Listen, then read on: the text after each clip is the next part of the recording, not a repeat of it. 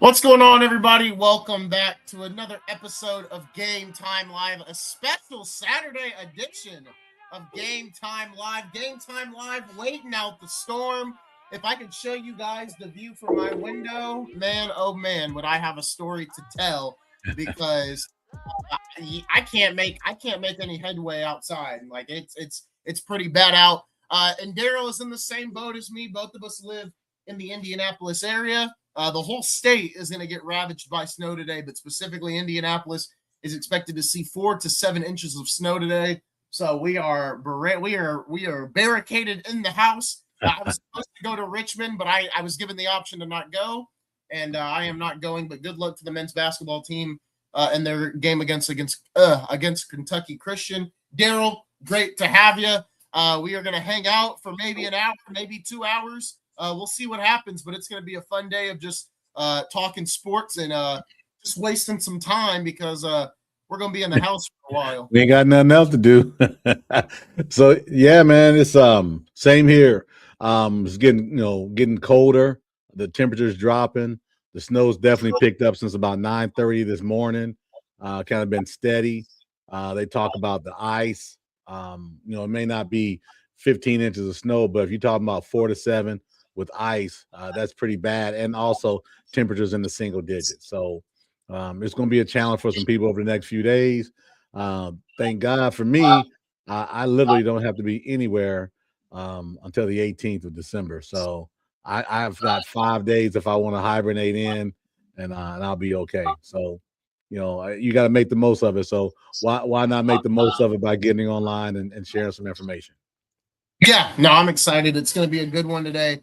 We've got some stuff we're going to talk about, specifically Philip Rivers. He'll be getting the starting job tomorrow against the Seattle, I almost said Supersonics, the Seattle Seahawks. So we're going to talk about that a little bit today. We'll probably get back into some NBA talk. We're just going to bounce around today, maybe even go back to the playoff conversation, maybe have some special guests. I'm going to text a couple people while we're live and see if they want to join us on today's stream. But Darrell, I'm going to give you the floor first. Where do you want to start? Man, we hit, a lot on yesterday. We started off with the NBA, and then we just kind of bounced around a little bit as well. One of the things that kind of sticking to me right now is the Philip Rivers starting, and then the potential outrage. I got him. Coming to the stage is my guy, Brandon Reef, in the house. We're just sitting there speedballing here and talking about the weather and how things are going. You see our background, waiting out the storm, right? Yeah, I see that. How you doing, man? I'm actually excited that my flight's tomorrow and not today because I think it'd be a little rough getting out today. So. Yeah, man, it's picking up from about 9:30 this morning, and it's been steady, man. It's the temperatures are going to drop. Yeah, and it's gonna be a tough Saturday for sure. So, Brandon, what part of Indy are you in? Westfield, up on the north side.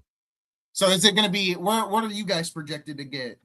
4 to 6, kind of Okay, that. so same thing. I think there's a stream, right? Far north is Lafayette, east to Muncie. Northeast to Muncie to Richmond, and then even going towards the 70 towards Terre Haute. So that strip there is going to be pretty much about that 4 to 6, 4 to 7. But again, hopefully they're overestimating. Hopefully it's not as much, but it's going to be cold no matter what. That's what we do know. It's definitely going to be cold. Yeah. I told Lindsay I normally get hot on planes. But with the wind chill sitting on that tarmac tomorrow, I will probably be cold. So, right. But here's the crazy thing: where we're going to New York City for 4 days. It's going to be warmer there this week while we're there than it is here. So, and then when you come back, it's going to warm up here by the middle of the week and towards the weekend. It's supposed to warm up. Yeah. A lot of things change for sure. Absolutely crazy. Well, Brandon, it's great to have you here. I literally just said, we may have some guests in the building for this stream, so it is great to have you in. So first topic of the day, it was announced this morning, Philip Rivers will get the start against the Seattle Seahawks tomorrow on Sunday. They have, I guess, not a lot of confidence in Riley Leonard as they head into tomorrow's game. So I will go around the floor and get your guys' thoughts on Philip Rivers. How will he play tomorrow? What's your guys' expectations? I know Brandon is a big sports bettor, and everyone keeps saying they're going to hammer the over on Philip Rivers. So, dude, hey, listen, I'm hammering the over, and I'm also looking at some type of a defensive score or plays on the Seattle side as well too. I'm just that is listen. Those of us who are degenerates, that is a really intriguing game to those of us who are degenerates. I'll be sitting at the airport putting some bets in tomorrow. What do you say, Brandon? I saw me sitting at the airport in the morning putting some bets in, so for sure. Yeah, man. I mean, since Brandon's our guest, give us your thoughts on it, man. I was going to go share my thoughts, but we've been in the chat, so just want to share yours publicly. Go ahead and share yours publicly. Yeah, absolutely. I mean, you look at the game, Colts 13.5-point underdogs going into tomorrow in Seattle. Seattle's having a great season so far. So I think they're ahead of where everybody thought they would be with the Sam Darnold team, right? I know I thought last year was a fluke with Darnold in Minnesota. Credit to them and that organization be able to get where they're at right now, tied with the Rams. I for Philip tomorrow, I think it's let's ease into it a little bit and let's get reps and let's run the ball, right? Let's run the damn ball. You got a MVP, or you had an MVP running back there that was having a hell of a season until things kind of fell off a little bit. I expect to kind of what my Pittsburgh Steelers has done for the last 5 years, and that's going to be a captain check down. I expect Rivers to have a lot of check down passes. I think Jonathan Taylor, whatever his receptions are, I think you take the over on that. I think he's going to have a lot of check downs to him. Tyler Warren, Rivers really liked his tight ends in the past with Antonio Gates, Jack Doyle, those type. I expect a lot of passes to the tight ends. His first touchdown pass as a Colt was to Michael Pittman. So if you want to look at something to like that as an anytime touchdown Pittman wise, but I like the check down passes, but I think it's just enough not to screw it up, right? Go in there. I don't expect him maybe one time or two times trying to throw the deep ball. I don't really expect it. I expect that you're looking at 10 or less yards per pass attempt, right? Maybe a 6, even 6.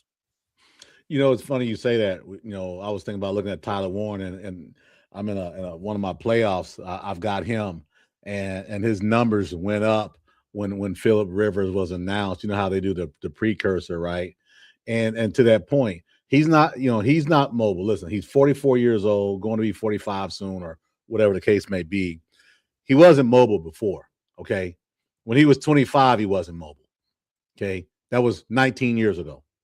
So he's going to be in the pocket. Whatever his rushing yards are, you may want to take the under on that. But with that said, he's going to be getting the ball out of his hands quickly. So Tyler Warren and Jonathan Taylor are probably going to get a lot of love tomorrow. Those screens, check downs, that type of thing is going to be a big deal.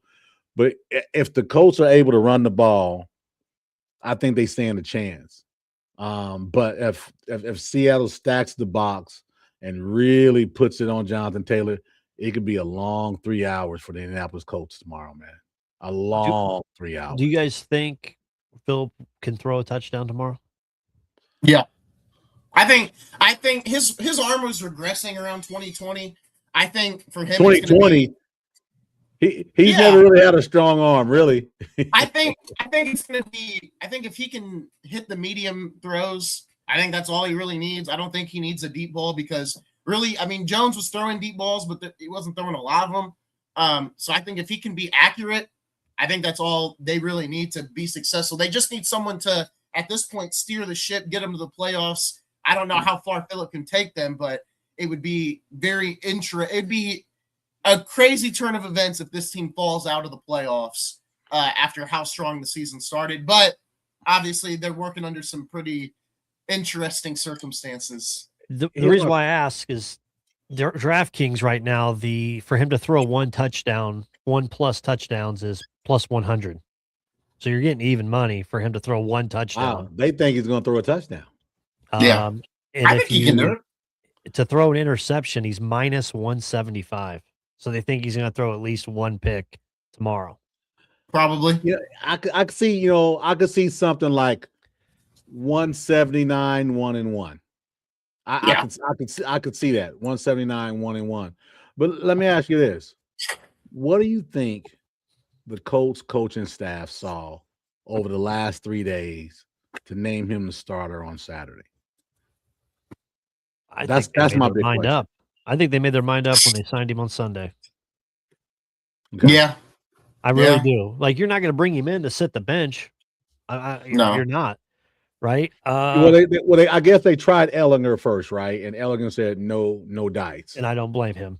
Well, absolutely. Why would you? Why would you come back to an organization that kind of use you a little bit as a pawn, so to speak? Yeah. I think with Phillip, and I think it's weird that Steichen and Ballard looked at that and said, "Hey, you know what? Let's call Phillip. Let's call Phillip." Right? Like, yeah, you didn't do your due diligence in the league all season long, frankly, before even the trade deadline, right? When you could have got another piece of talent in here because you knew what your backup was, right? When it was Riley Leonard to Daniel Jones. Like it's not like it popped up 1 week that, oh my God, Anthony Richardson's out now. Now it's Riley. No, this is like 3 or 4 weeks that, Richardson was out. Longer than that, wasn't it, Brandon? It'd been like 6 or 7 with the eye situation, right? Yeah, wasn't that like 3 or 4? And I see it as another time Ballard and Steichen have just frankly shit the bed. And it's this is they're putting all their chips in to save their careers as an Indianapolis Colts organization with Phillip Rivers. And I think it's I don't think Ballard gets fired though this offseason. Probably not.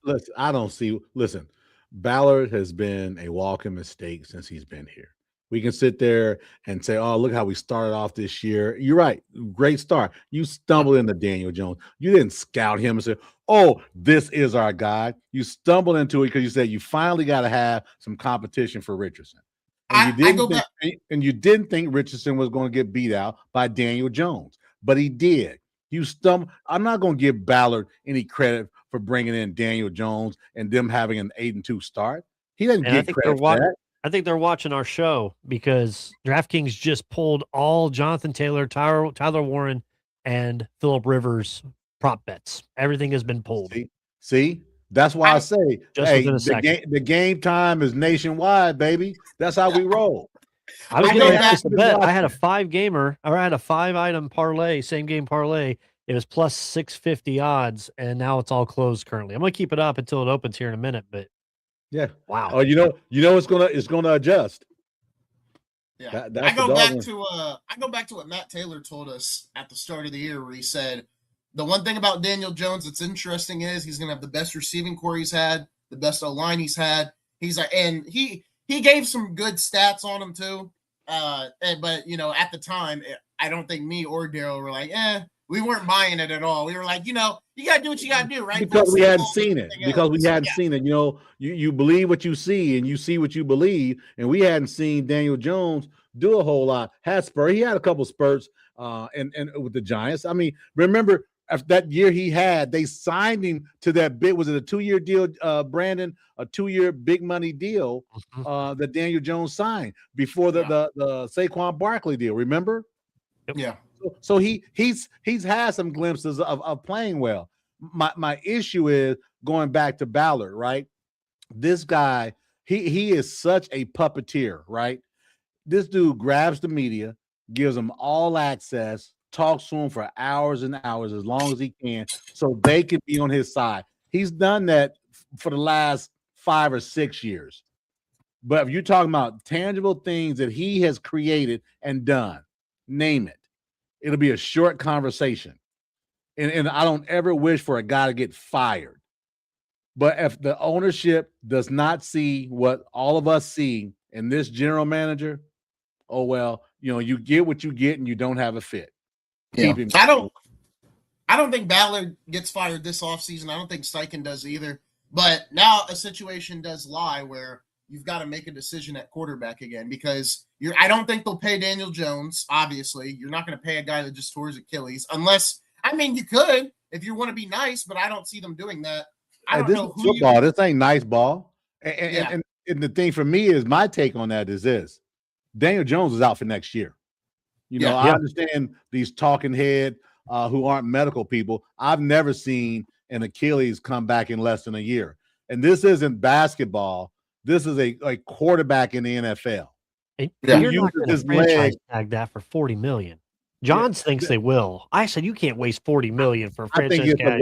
It'd be a huge waste. You have a conversation with you. Listen, we're not going to tag you at all. We'll pay you. We'll get you, maybe half of that $14 million. But then if you're back healthy and you pass your physical, we'll franchise you then.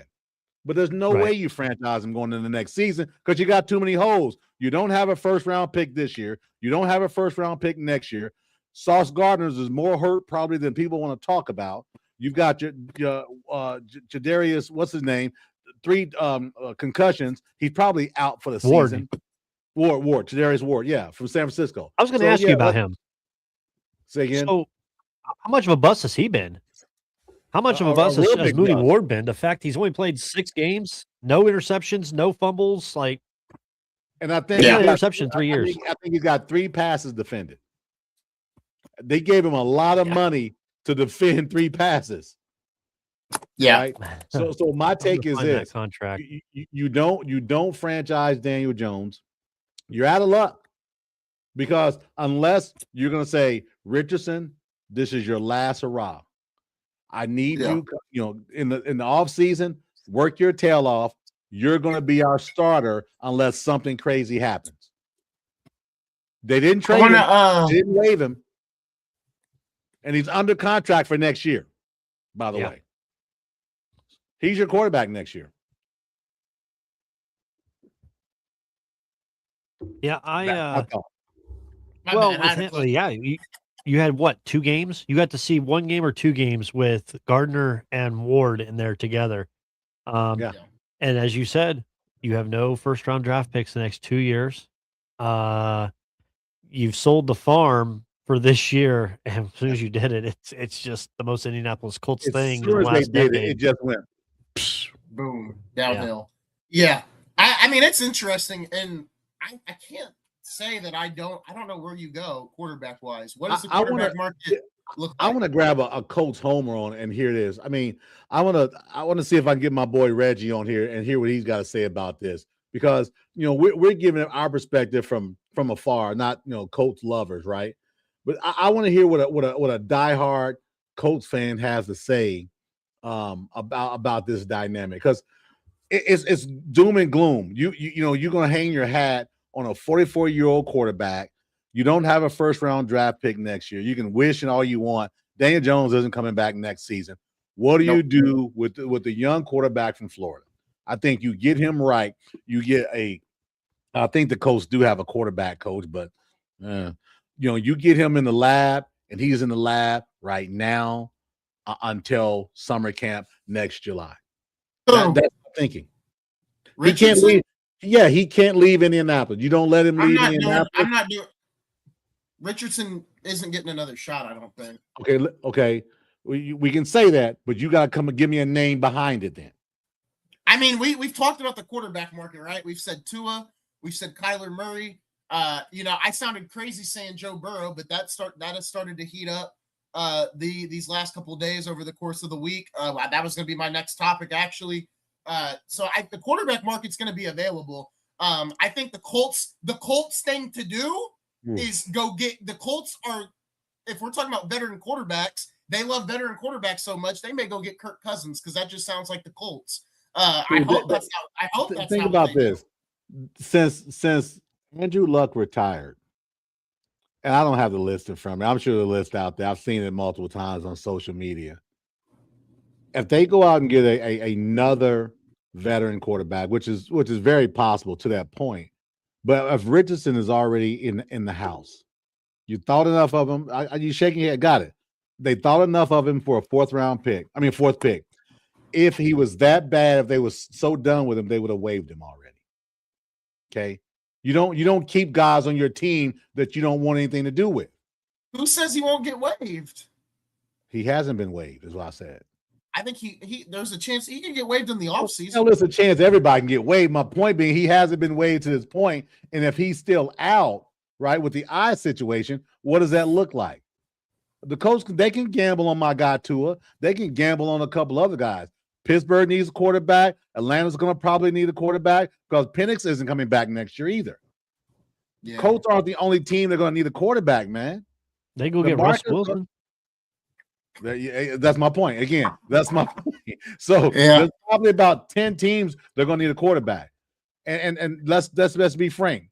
How desirable is Indianapolis versus maybe Pittsburgh versus maybe another team, maybe Miami?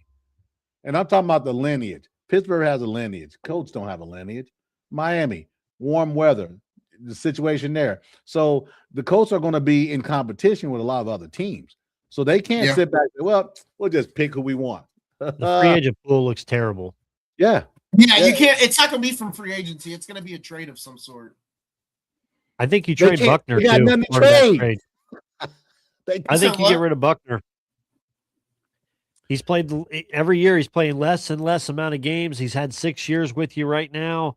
And he's hurt. Probably not. Yeah, and he's hurt. He probably ain't come back this year. He played only 13 games last year. This year he's at 9 right now. What do you get from him?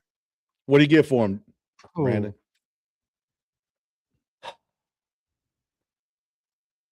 Fourth, fifth, maybe. I think you get what you can get, right? Because you don't have first.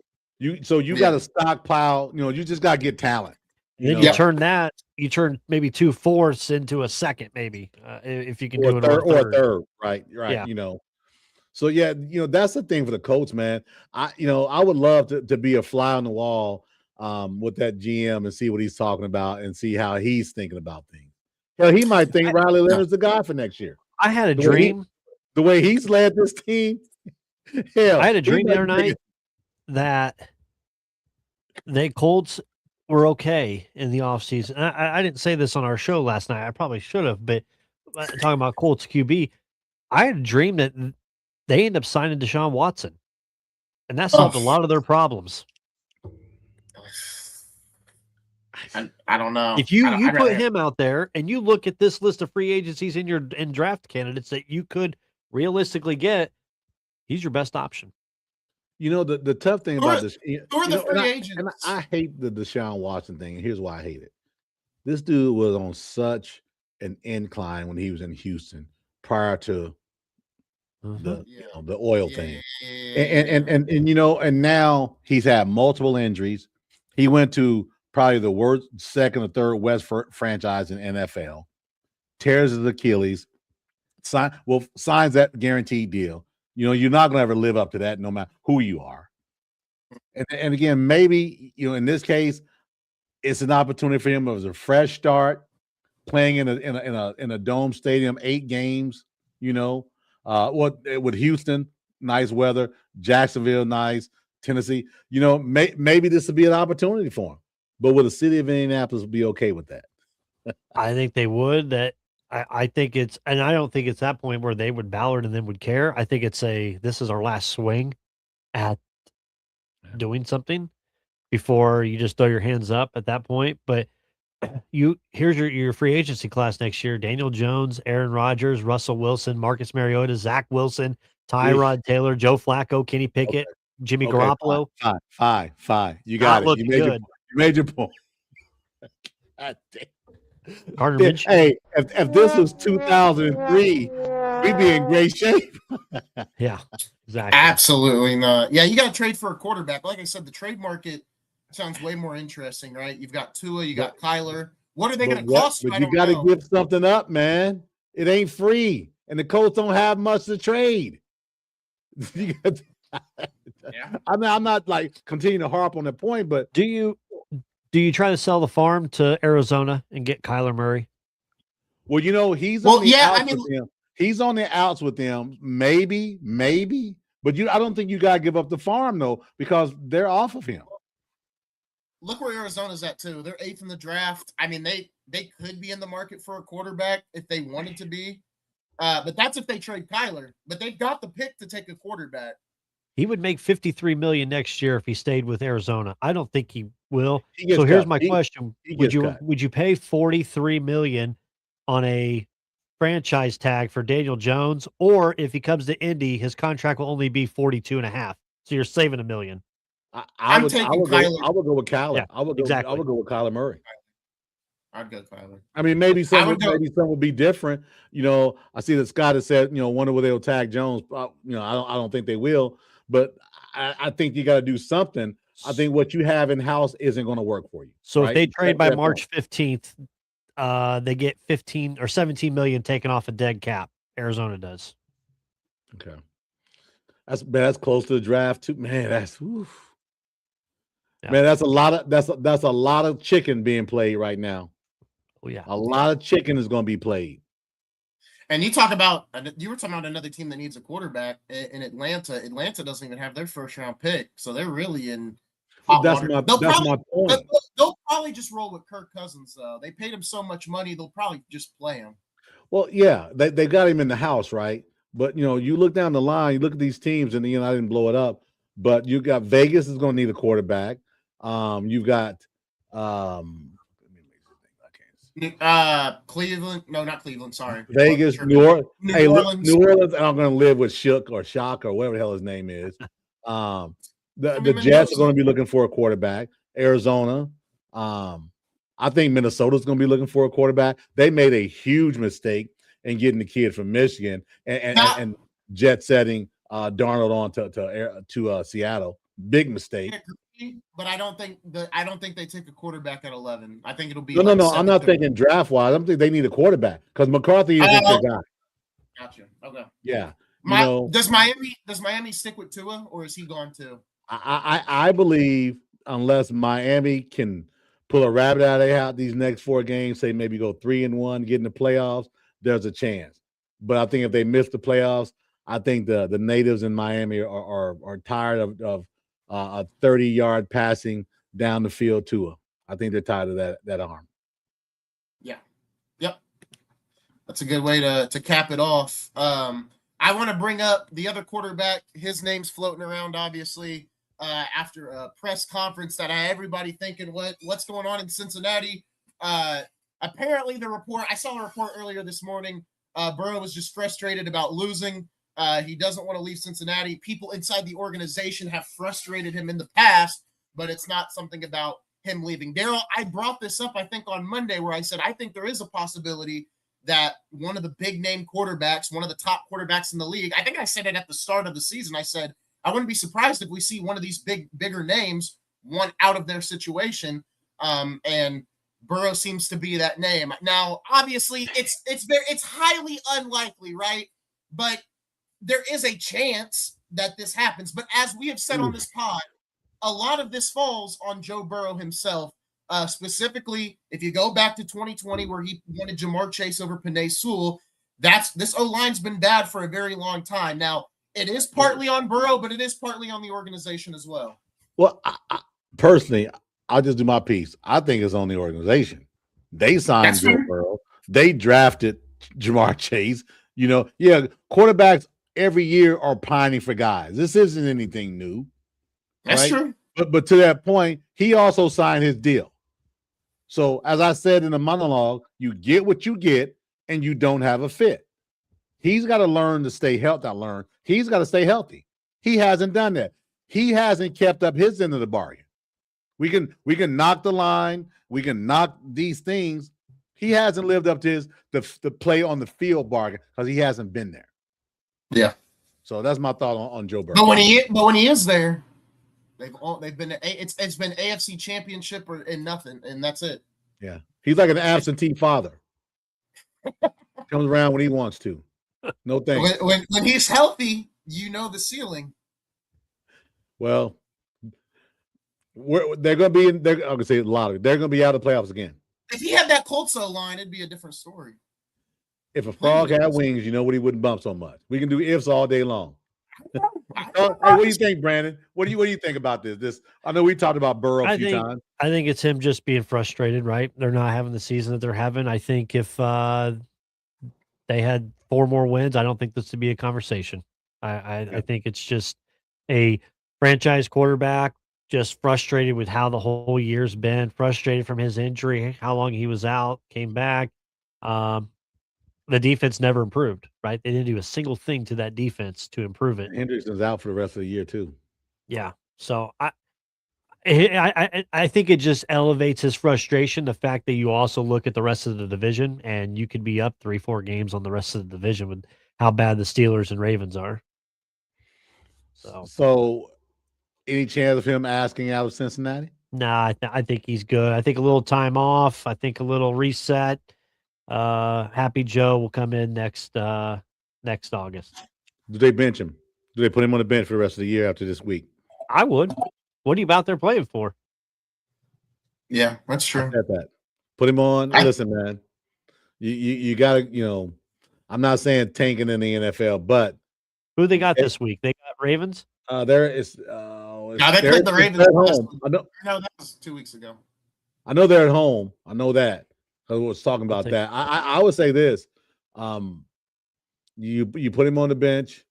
You take his helmet away. You don't dress him. He's done for the year. And they got the Ravens. Yeah, you lose a few more games. Lose this. They don't need a quarterback clearly, but they need depth. And if they've got their first round pick, remember Hendrickson signed a 1-year deal in the agreement that they would not franchise him, if I remember right. So, what do you have? Your supposedly your best defensive player is going to be gone next season on a bad defensive team. You got 4 wins. You win these last 4, it puts you at 8. You're still not sniffing playoffs. So, is this the first year the team in their draft, every draft pick is a defensive player? I think there's a chance for this year. I think there's a chance. Yeah. Look at their roster, man. They got a good running back. They got a quarterback. They got receivers. Their offensive line struggle. Yeah, but you're not going to get a rookie to come in and make a difference, right? I would not be surprised out of those 7 rounds, 6 out of 7 going to be on defensive end, man. Yeah. This may be the first season ever. All players are big. Man, Dallas has got to do the same thing. Their guys are talented. I just think they are just misdriven. I think their defensive backs have the worst ball tracking skills of any defensive backfield I've ever seen in my life. They got talent. It's like a big mush of stuff, right? Quentin Williams fixes a lot though. Up the middle of the defensive line. Man, I love Schottenheimer, but yeah, he's got to fix that secondary's got to get fixed. Speaking of Cowboys coaches, Brandon, we talked about this yesterday as well. Mike McCarthy, there's some interest there from the Titans about getting Mike McCarthy. I personally think it's a good move. Regardless of how I felt about McCarthy in Dallas, there multiple double-digit winning seasons. The only season I think is when Dak broke his leg. That was the only season where they weren't successful. And then I think the last season there as well. Darrell's not too fond of the move. He'd like to see a younger coach. I think it'd be terrible. I think it'd be terrible. He's a retread. That's what I said. What do you think? I know they went the younger route. It didn't work out with Callahan, right? Down there already. You don't like to see retreads in the NFL. He was pretty successful in Dallas, right? He had what, 12 wins or 13 wins? He had a good quarterback. You're exactly right. In Green Bay, as well. Like, he can get it done. Do I think he's done? No, I think he'll end up somewhere.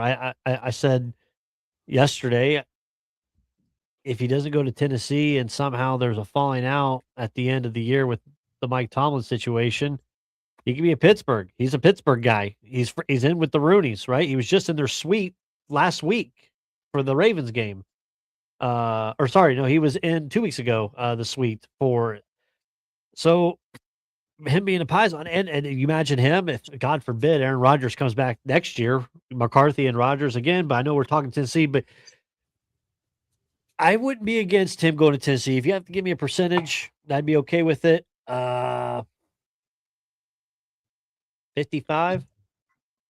even a young guy growing with with Cam Ward. That's what I was thinking, right? I'm thinking a guy that could grow with, and I think they thought that with Callahan. Callahan did something.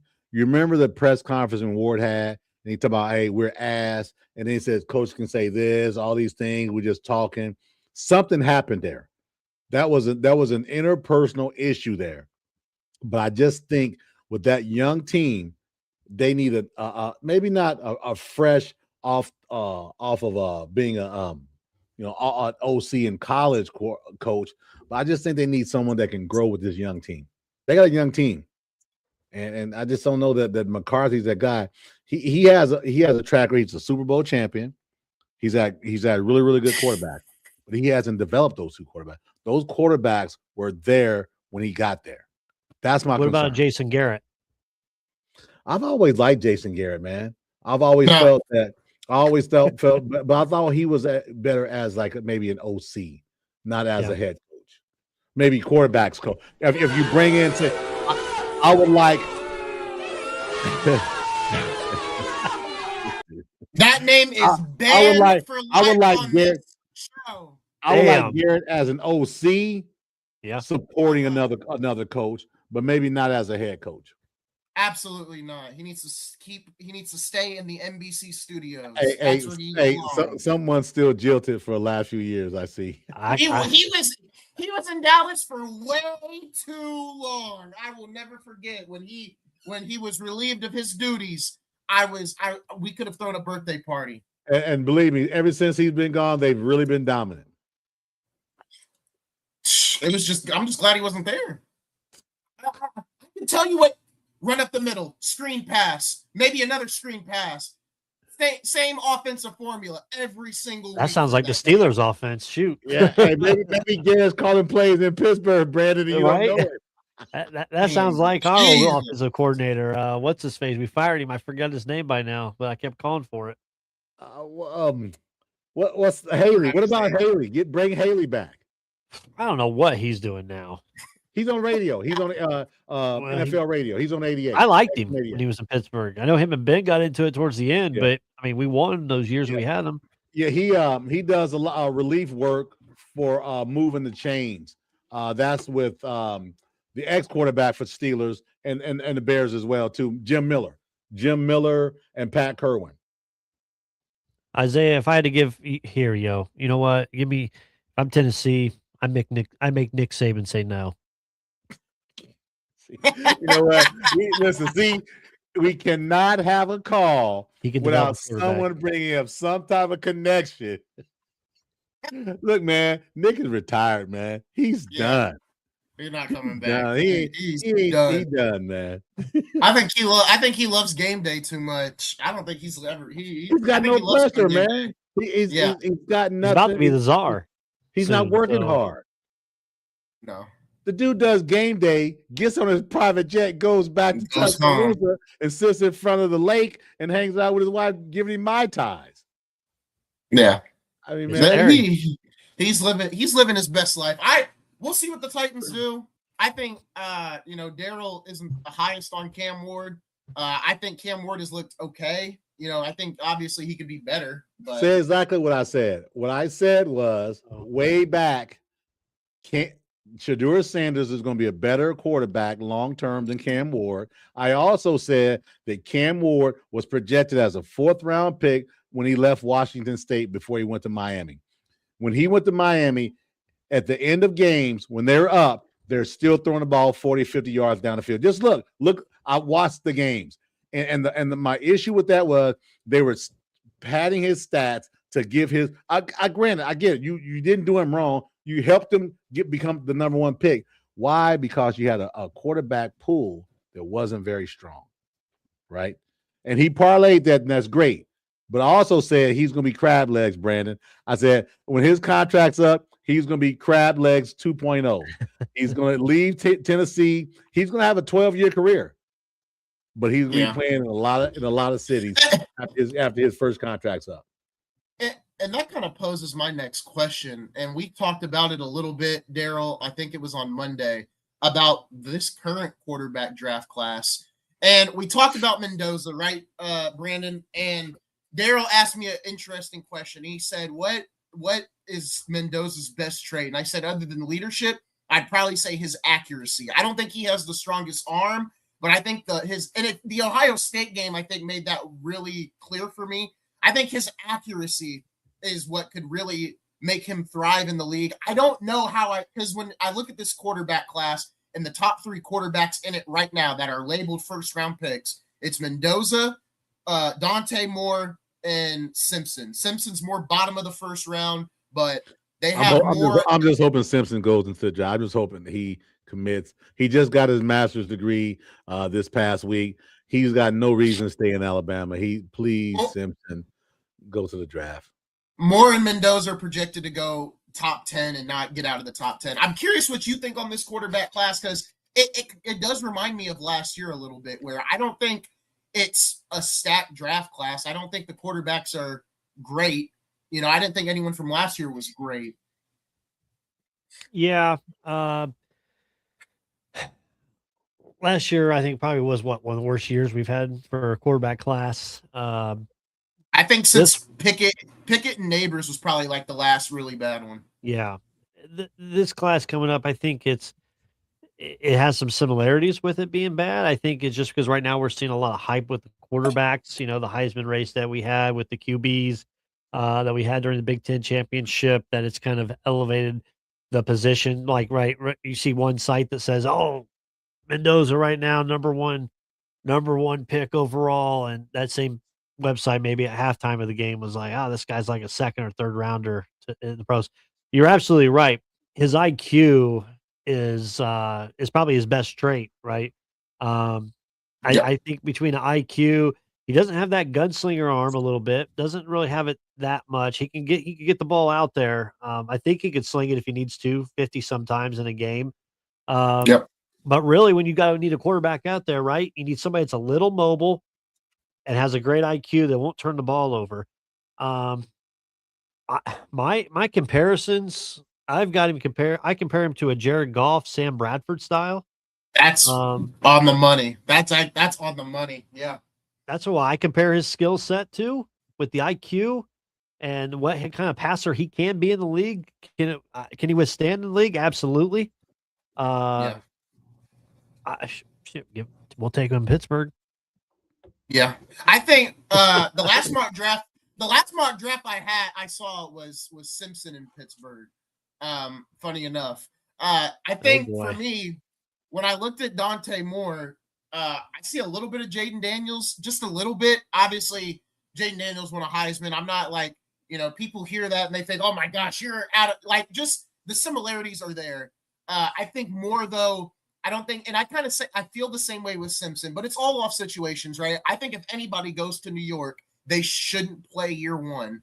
And I'm referring to the Jets. I think if you go to the Raiders, I could see them, I'm 50-50. They either waive Geno Smith or they don't. If you don't waive Geno, let Mendoza, so let's say it's Mendoza, let him sit behind Geno Smith. And I think that goes for a lot of these quarterbacks, and we talked about it on this pod very early on. You got to quit rushing these rookie quarterbacks into these starting jobs. I agree. There's some that if you just put them out there, they're going to figure it out.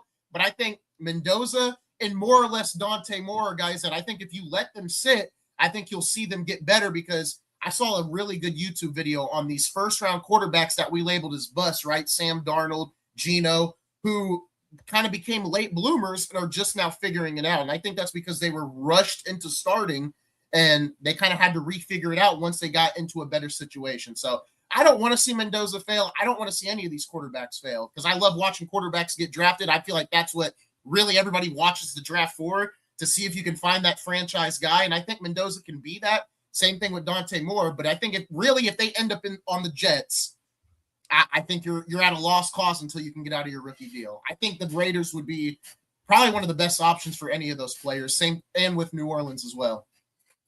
Yeah, I agree. But with that said, though, right? So you still got these teams with quarterback needs. If we're thinking that Simpson's a late round guy, late first, early second, whatever, then you got Mendoza, you got Dante. Well, a hell of a lot more teams need two quarterbacks. You know, we've got probably 7 to 10. What do you do? I mean, so there's going to be a lot of movement with veteran quarterbacks. Who's the leader that you would think right now, Brandon, for your boys in Pittsburgh? And I'm not talking about a rookie guy. I don't think they need a rookie guy, but I don't think they need a guy that's 60 either. Tua.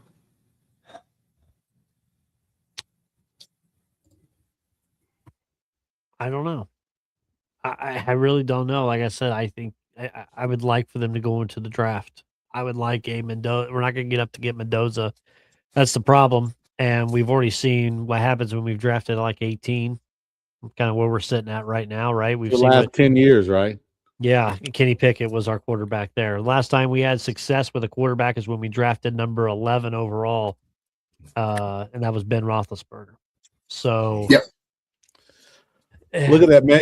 They could be 19, or they could flip to 23. It could be, or they could go to. They could be anywhere from probably 15. And that's what bothers me, because everybody's like, "Oh well, guess what? You're Mike Tomlin, another non-losing season." Okay, if you're happy with mediocre, right?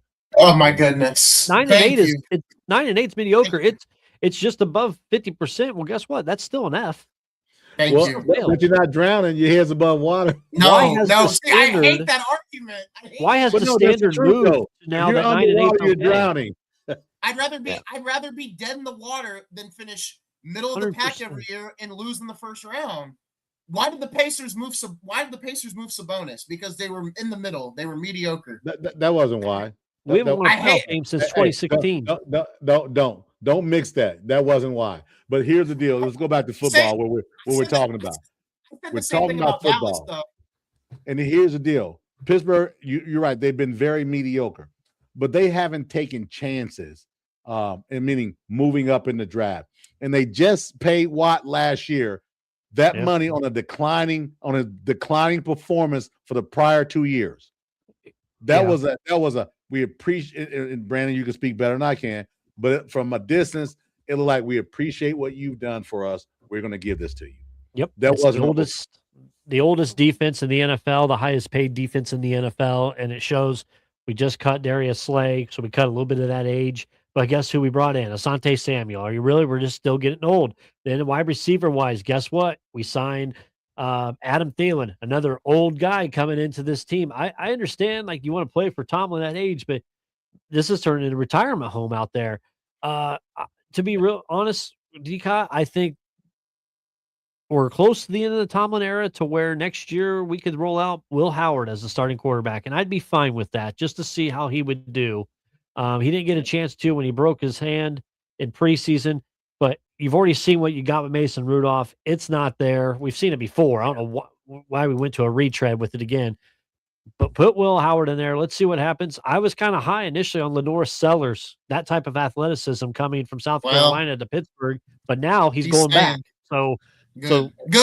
They negotiated the deal. They negotiated the deal. He's coming back. Yeah. Hey, that's next year, and then get him in the draft next year. Lenore Sellers is going to be Cam Ward. Lenore Sellers is going to copy the Cam Ward thing. He's going to do exactly what Cam Ward did. But I don't know about that. I wish he would leave South Carolina, but he's getting paid, so he's going to stay, right? So why not? Why not? Absolutely. Why not? That's just a tough thing, man. We're in December talking about what's going to happen in April, May through July, and it's fun. It's going to be right, but it's going to be a whole lot of shakeup, right? I mean, we might hit dead to rights on one thing, but we might miss 4 or 5 others because these teams are probably thinking we know who we want, and that's the thing. That's the thing about it.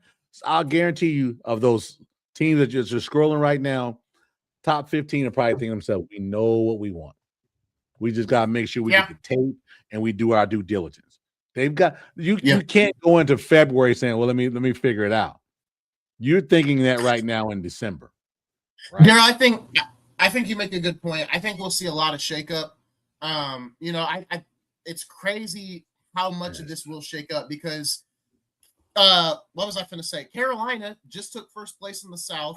So now look how high Tampa Bay is. They're 15th. Kansas City sitting in 14th. You've got championship contending teams that are going to get a decent pick in this year's draft. And Kansas City is going to go offensive weapon in some regard.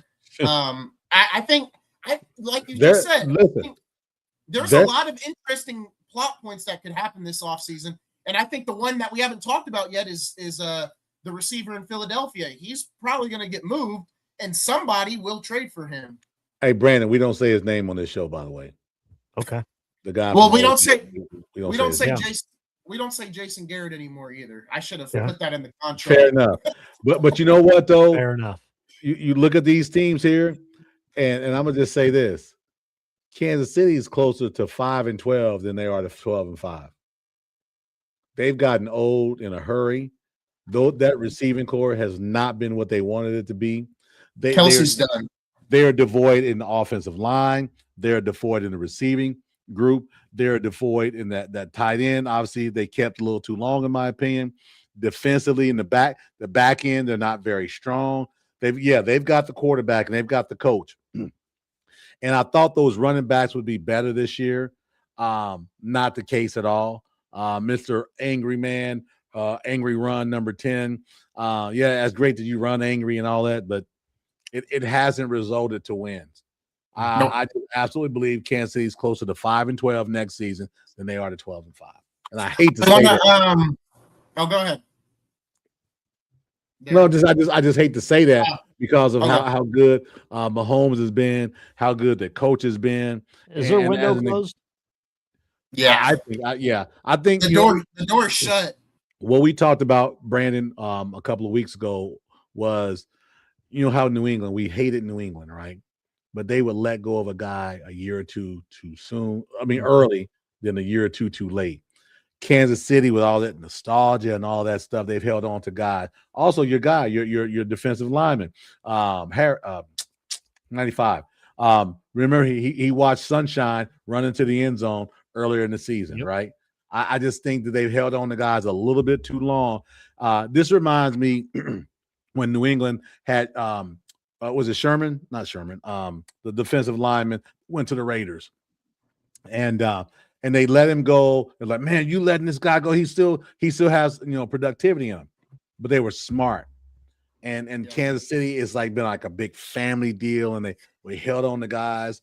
And don't be surprised. You think this is a bad season? Next year is going to be worse for Kansas City. Yeah, no, it's going to be rough. I think they'll make some moves this offseason. Obviously you're going to have some money freed up. I think Kelsey retires. I'd be shocked if he comes back, but we'll see. Brandon, I want to give you a chance to speak on it, and then we can look at the playoff picture and then dip into some NBA a little bit as well. Yeah, I think every time in the past I've kind of doubted the Chiefs. They've kind of pulled it through with what they've got. Same here. Obviously these last 4 games are must wins for them. I actually just had up their schedule a second ago. Let me bring it back up.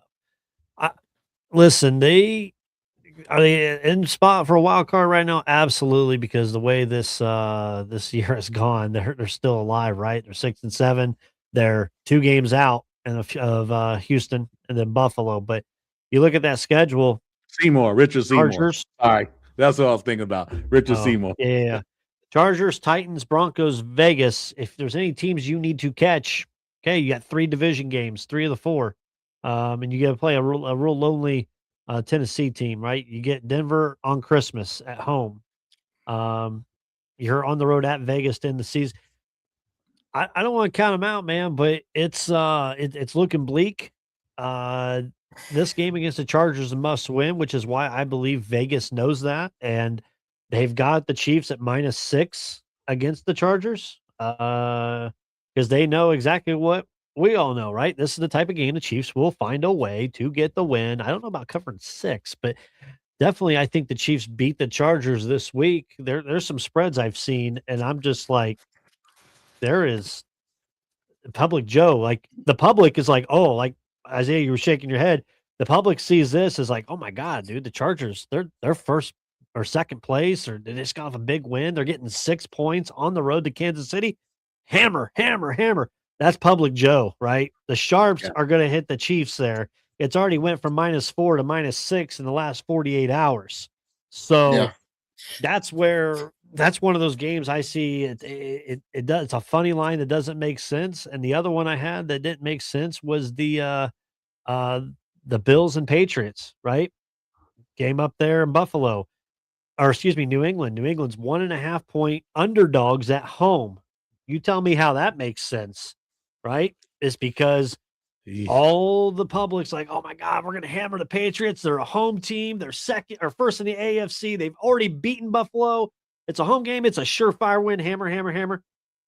The line has moved more and more towards Buffalo at -1.5 now in the last 48 hours. That's another sucker bet game. But I think Chiefs get it done this week. I think they live through.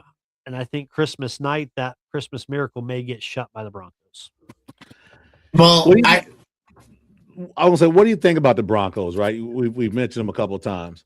Man, I said, on this show, I've said that the Broncos are probably the worst 11-2 team I've ever seen in my life. And that what the hell does that mean? The worst. It feels like smoke and mirrors. It feels like a first round exit. It feels like it just feels that way to me. A lot of their wins, though, if you look, have come off game-winning field goals too, though. So it's not like you're not particularly off on that statement either. Can I? You know who you remind me of? Everything you said there to a T. It reminds me of the year that the Pittsburgh Steelers started out 12-0, and then the landslide happened. Yeah, just back in 2020. Because and that's why I stopped listening to Thursday night and Monday night and Sunday night games. If Denver's on there, there's a love affair that feels creepy to me. It feels Shannon Sharp creepy to me, right? And I just turn the volume down. They love Sean Payton. They excuse his disrespect for Russell Wilson. They excuse how he left New Orleans. All these things. I look at him and he and the quarterback are connected, are best friends, and the quarterback can talk back to him. He likes when a quarterback talks back. When I hear Kurt say that, when he says he talks back to his coach and his coach likes it. It just sounds like some dummy saying, "Hey, I hit her because she likes for me to hit her." No one likes to be hit. What are you talking about? It's just weird to me when he likes being yelled at back at by his players. It just feels creepy to me. It feels one first round exit, and here comes a lot of excuses. That's what it feels like.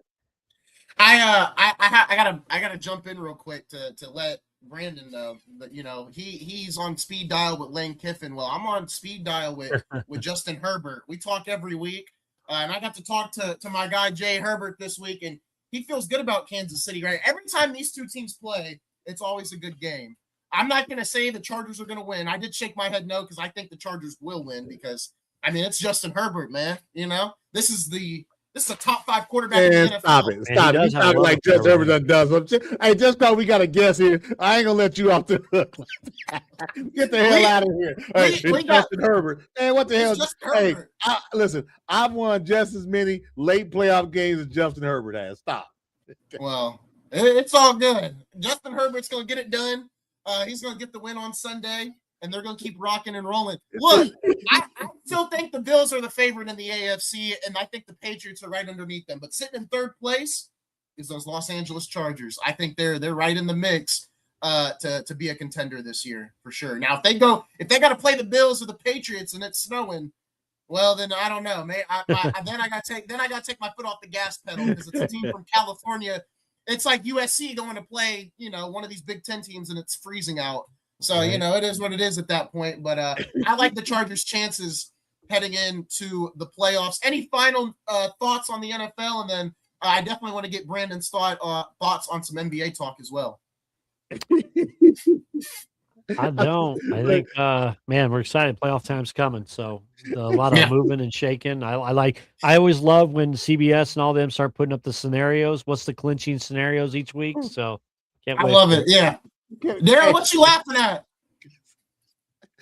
You and your Justin Herbert love affair, man. I'm telling you, this dude. Hey, Brandon, you should hear this dude, man. He'll call me and he'll have a 10-minute rant about Justin Herbert, man. I think there's some type of connection there. So, well, I saw Madison Beer already getting a restraining order filed for it. So, look at Monday Night Football. My guy beat your guy handedly. Listen, I said on this show, Jalen Hurts had his worst game as a pro. I think that Jalen Hurts, there's something between his ears going on right now. He's taking the high road all year. He hasn't lit this fire. He hasn't added gas to it, but that receiver from Ole Miss has. And the talk is there's an upheaval in the locker room about the offensive coordinator and the limits of Jalen Hurts and all of that, right? They've got the Raiders this week, and on paper you said, man, they got it made. But like I said, Raiders play over 90% zone. Jalen struggles with zone. If you're taking some overs, Saquon Barkley and the touches, yards, and anytime touchdown. I would bet.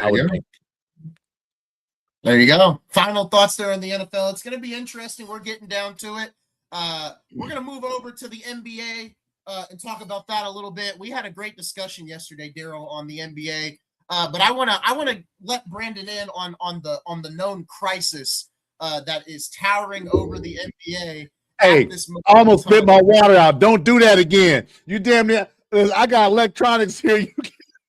I want to get Brandon in on it because I don't know if he knows that a crisis is on the way in the NBA right now, Brandon. So let me go ahead and pull this up for you.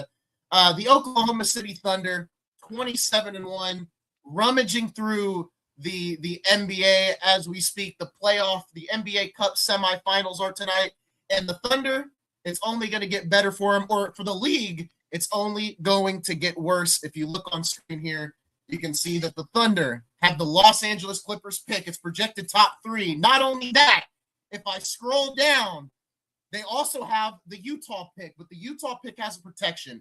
If that pick is inside the top 8, Utah keeps the pick. If it's outside of the top 8, the pick goes to Oklahoma City.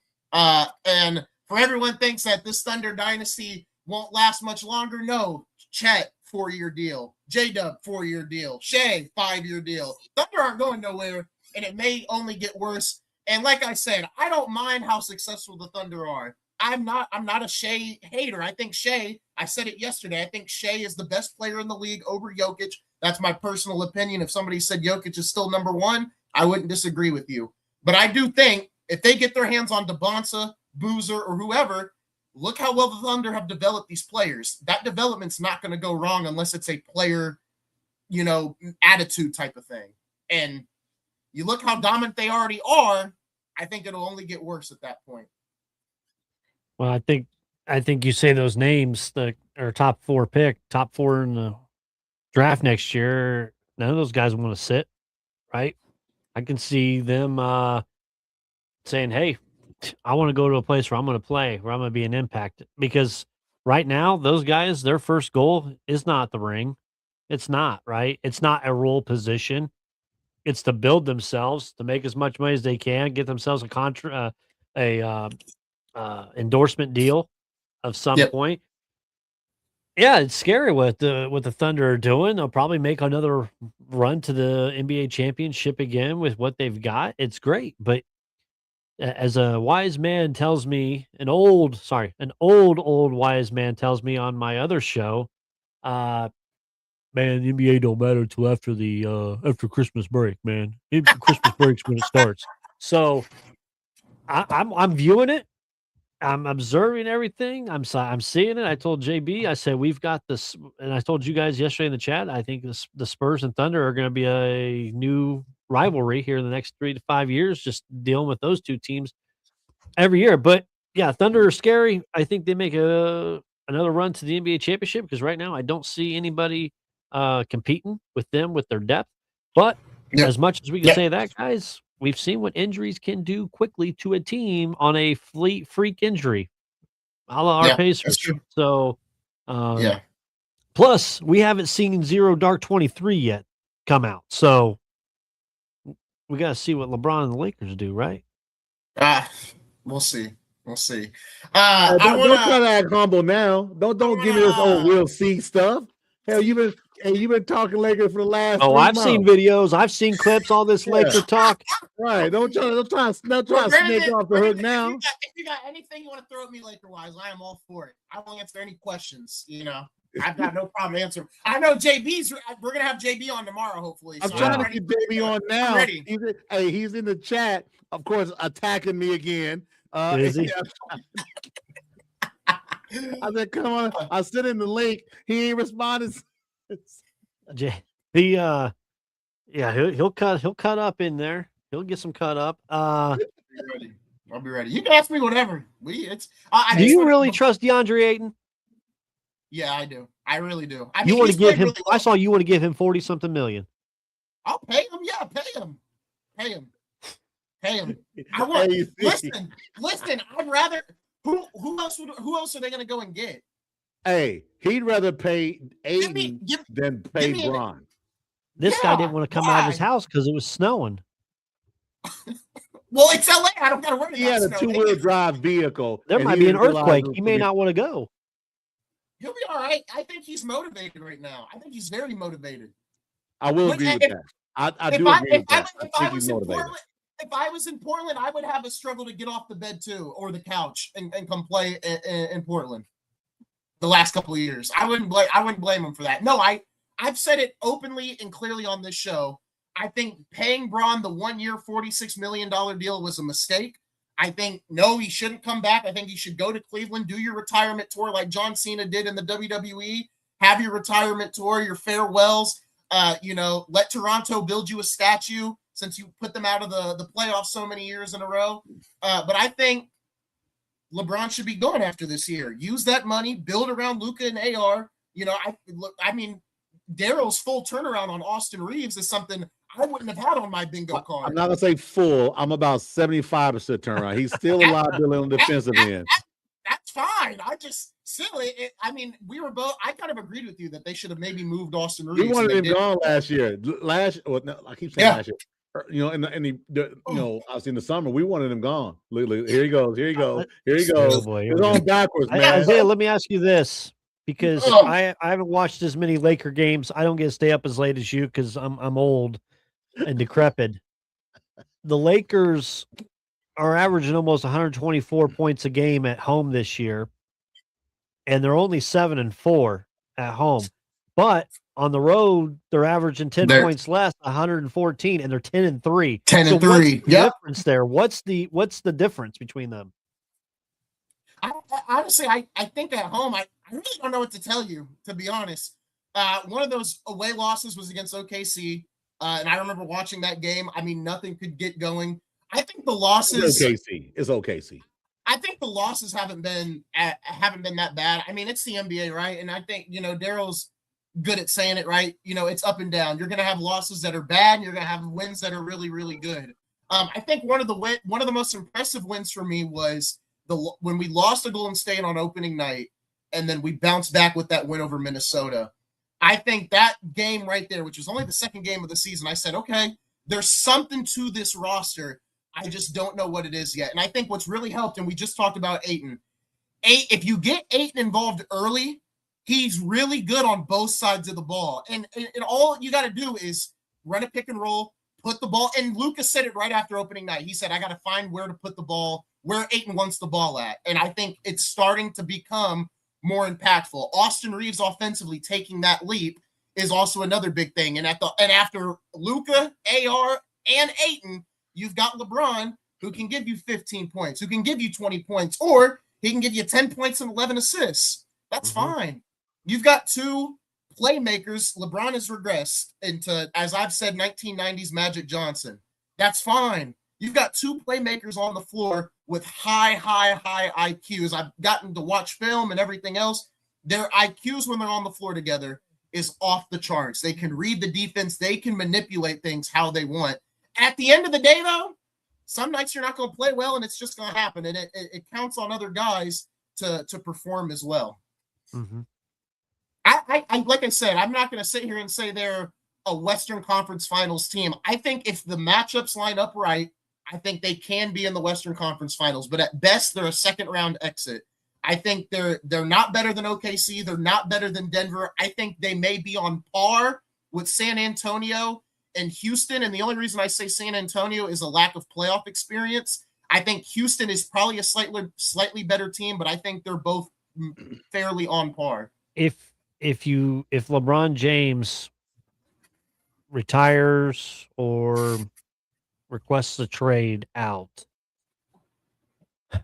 whatever value you end up getting back for that and whatnot, or even if you get the money back, do you then look at Austin Reeves to move that for other pieces to bring in just because his value's so high right now? Yeah.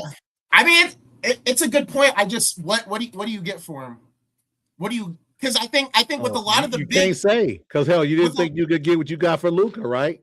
So with a lot of the big trades that have happened, trading in the last couple big superstar trades, you've seen you don't get the value what you should usually get. Look at KD. I think Giannis is going to probably be another example of where you're not getting what you should probably get for a superstar. If it were me right now and how I feel, keep AR. Him and Luka work very well. Obviously, the defense is an issue, but that's when you go and you redo this team come next season. The 3, 4, and 5 make those guys mainly defensive guys with a little bit of offense. They can't all be Jared Vanderbilts, but they all can't be Rui Hachimuras where they're only good on the offensive side of the ball. You got to find that balance. I wish we would have kept Dorian Finney-Smith. He would have made this problem a lot easier. But I think, you brought in LaRavia, who's been a good 3-and-D guy. You brought in pieces that work very well. I think Marcus Smart is one of the most underrated signings of the whole offseason. Yeah. I know he's old, but I mean he has a Defensive Player of the Year award for a reason. So going back to the question, do you move Reeves because he's not going to be more valuable at this point in anywhere at any time in his career? I would say no. I'd say you keep him. Okay. I would say you keep him. I don't think there's a point because you're going to free up $46 million when Bron leaves, so you can find other pieces. A big portion of that is probably going to go to Aiden if you decide to sign him. I'm not going to say the whole 46, but it's going to probably be about 30. And I think that's fine. I don't know what other center. I don't know what centers you would go after. Like, to my mind, if Miles it wasn't Turner? Absolutely not. Not who do you say? Miles Turner. Absolutely not. D-Cop, big flop. He has not worked out up there. No, I disagree with you, Brandon. Oh. You got to use a stronger word than big flop. He has blanked his fans, and it's a smelly diaper. Everybody knows my love affair for Miles Turner as a Pacer player. This dude went to Milwaukee with, a chip on his shoulder. Let's be honest. He had a chip on it. He was mad. And he's gotten to Milwaukee. And when I turned to Milwaukee, other than that Washington Wizards game, when the Wizards announcer was saying, this guy Turner looks lost. He doesn't look like he knows what he's doing. And it was when they lost to the Wizards. That was the only game other than the Pacers that I watched more than 2 quarters on. And the reason I watched it because I wanted to really see what Miles is doing. I'm talking high screen, he's missing. I'm talking pick and roll, he's missing. I'm talking back screen, he's missing. Everything, right? And it looks as though Doc Rivers has basically said, no, we'll give you about 15 to 18 minutes a game, bro. And I don't know how many minutes a game he's playing, but averaging 28. Giannis signed off on this. Yep. And now you're gonna sit there. Now you got your French accent going. Well, maybe I should be leaving because I'm not too happy right now. No, you did. You brought in Dame Lillard. You got your prior coach fired. You brought in Doc Rivers. All these things you signed off on. Maybe you're not the GM you think you are, Giannis. Yep. Nobody as good as a player GM as LeBron James. And that's I'm just saying. No one's good as the GM. KD couldn't do it. Giannis couldn't do it. It's just is simple. that Harden couldn't do it. Are you trolling? No, I'm serious. Other than Anthony Davis, what moves LeBron made that made sense? Kevin Love. He didn't make that move. He made that move. Why he wouldn't have came to Cleveland? It was easy. He just didn't want the rookie. He didn't want the rookie. He said you better get somebody. Okay. La GM, I'm telling you. That's La GM right there. La GM. If you're gonna call the GM, you better call all his moves, not just the ones he hit on. Come on, Mr. Atlanta Falcons. Come on, Mr. Atlanta Falcons. Hey, come on. Look, I've been a little hard on Bron, and I don't need the black SUVs driving through the snow today to come get me. So I got to compliment him just a little bit. And I don't hate LeBron. I've got LeBron. None of us hate LeBron. What we're saying, we're calling it like it is. Reggie it's okay. Does. You ain't got to apologize. You see Brandon, the dude's giving his real opinion, and he's like, but I am sorry about this opinion. Listen, I gotta make sure in this field, you got to be 100% strong with it and just let it out. Because how many times I went after Tomlin and like after the Pacers. Well, that hate is still strong on the Dallas side of things, but with my Lakers, look, like I said, my Lakers don't do me wrong most of the time. It's those Dallas Cowboys where I've got to be more strict on them, right? It's like your first kid and your second kid. Your first kid, you got a little more lenience on. It's that second kid you got to watch out for. He traded Ball. He traded the kid from Duke. He traded the kid from Kentucky. You can't just give him the credit for the and he brought in George Hill at Cleveland. He brought in Westbrook. Nance. He brought in Nance in Cleveland, Westbrook in LA. Westbrook, come on now. Remember that Cleveland, that last run? He brought in D Wade. Remember, D Wade looked like he was 73 years old, and on the bench, the LeBron was looking at him like, "You're next." You got to add it in. He brought in Lance Stevenson. Hey! Listen. That's unselfish. Wait, we don't use Lance Stevenson's name in vain. Everybody knows. No, see, you're going too far. Lance played good for the Lakers. I loved Lance on the Lance had a great season. The problem is Lance wanted to come back home. He wasn't happy. He wanted to come back home. Go hit up that Hooters on Georgia Street. Man. But in all seriousness, if you ask me a question about if they traded Bron to say Cleveland, I really wanted Jared Allen over anybody, but I don't think he's going to get what would you get out of a LeBron trade? Like what realistically? Great question, man. I have no clue. Because you'd have to think at this point he would be overvalued. Yeah. Like if somebody would do it. Like let's say Miami. I think Miami, it's either Norman Powell, Bam, or Tyler Hero, one of those three. I don't care. And honestly, I don't care which one. I honestly hope it'd be Bam, but I think it would be more Norman Powell or Tyler Hero. And I'm fine. I mean, I don't want another guard, honestly, but okay. Here's the question: does Bronny go with him? Real talk. This isn't trolling. Yes. Because the only reason why we can play games all we want. The only reason why he's in LA because his dad's there. Okay. Mm-hmm. Yep. So remember he's out, he doesn't have a contract. Maybe they'll say we're going to do a 2-year deal because that's what he looks at, right? Those 2-year deals with the player option for the second.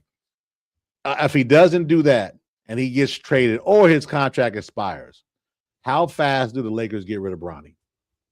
Yeah, we'll see. It's worth talking about. Why are you worried about a second-round pick? Because his name is James. That's why. I just want to say, and obviously I know Darrell may roll his eyes when I say this. Rich Paul and Max Kellerman, they did a podcast. Kellerman asked the question. He did say, he's like, is there a chance Bron is out of LA before the season ends? And he's like, I don't see why he wouldn't still be in LA. Now, Rich Paul says on that same podcast episode, he doesn't believe the Lakers are contenders right now.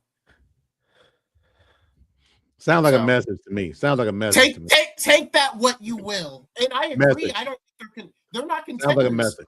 Sounds like a message to me. There's only 2 contenders out west. In my opinion, 2 real legitimate, 3 because, the Spurs. But I think the Spurs, there's still that lack of playoff experience. I think it's Denver and OKC. At the end of the day, at my very core, I do believe it's those 2. The Spurs and the Rockets are still looking in. I like Houston. I like Houston. I like their shooting. I like their athleticism. I like the fact that they're not babies. I like the fact that they're, other than KD, they're not old. And I just think they're very long. The kid from Auburn has gotten better and better and better, man. He came out of Auburn as a shooter. But man, he plays really good along KD.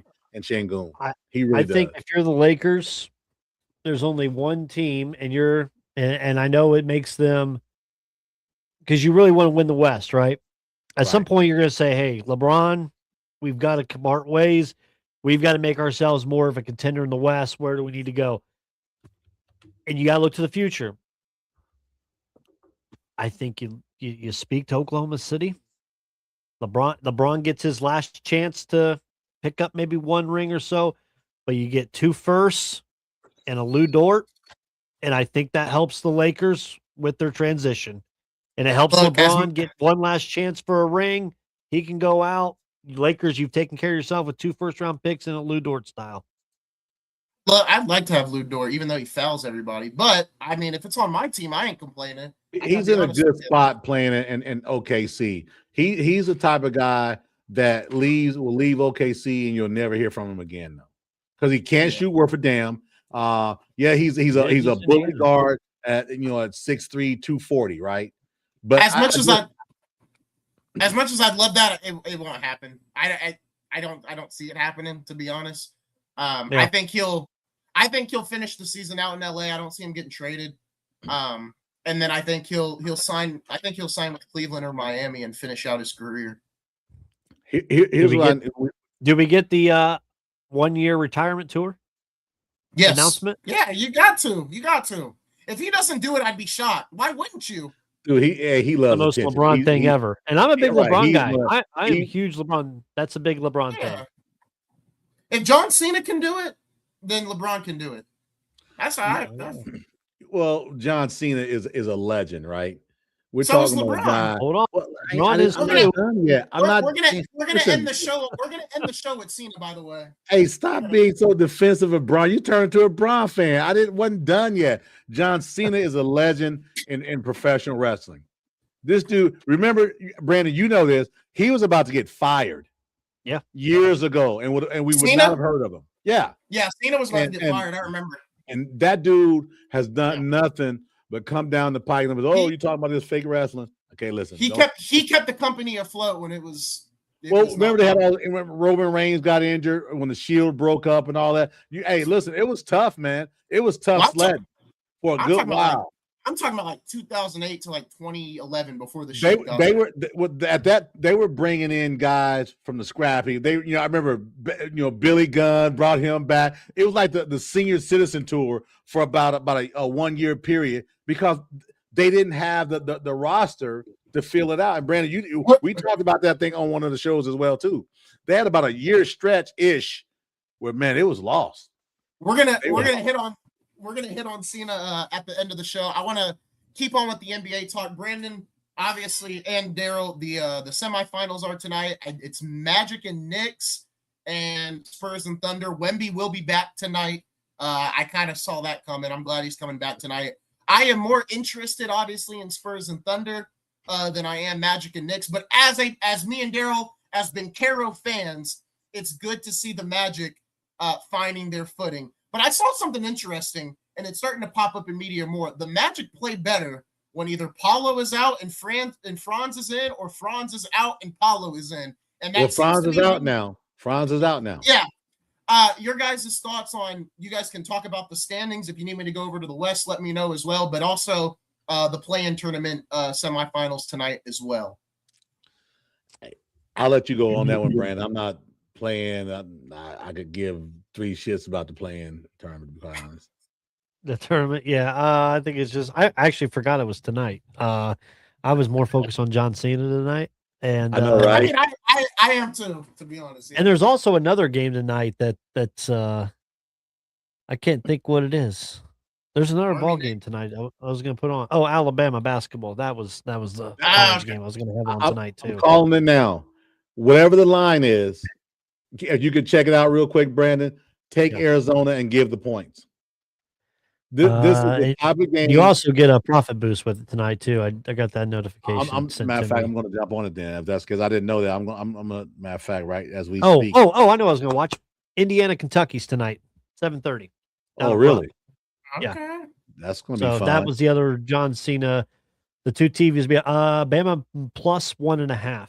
Ooh, yeah, bro. I don't care where they're playing at. This is the type of game I said in our chat that Bama loses double digits. They got an athletic team, a really talented team, and I promise you, Bama's going to hoist up threes every possession, unless it's a layup. And again, this is a trap game. I'm taking Arizona, and I'm gonna probably go. I'm looking at my account now. I got a little extra because I won last week.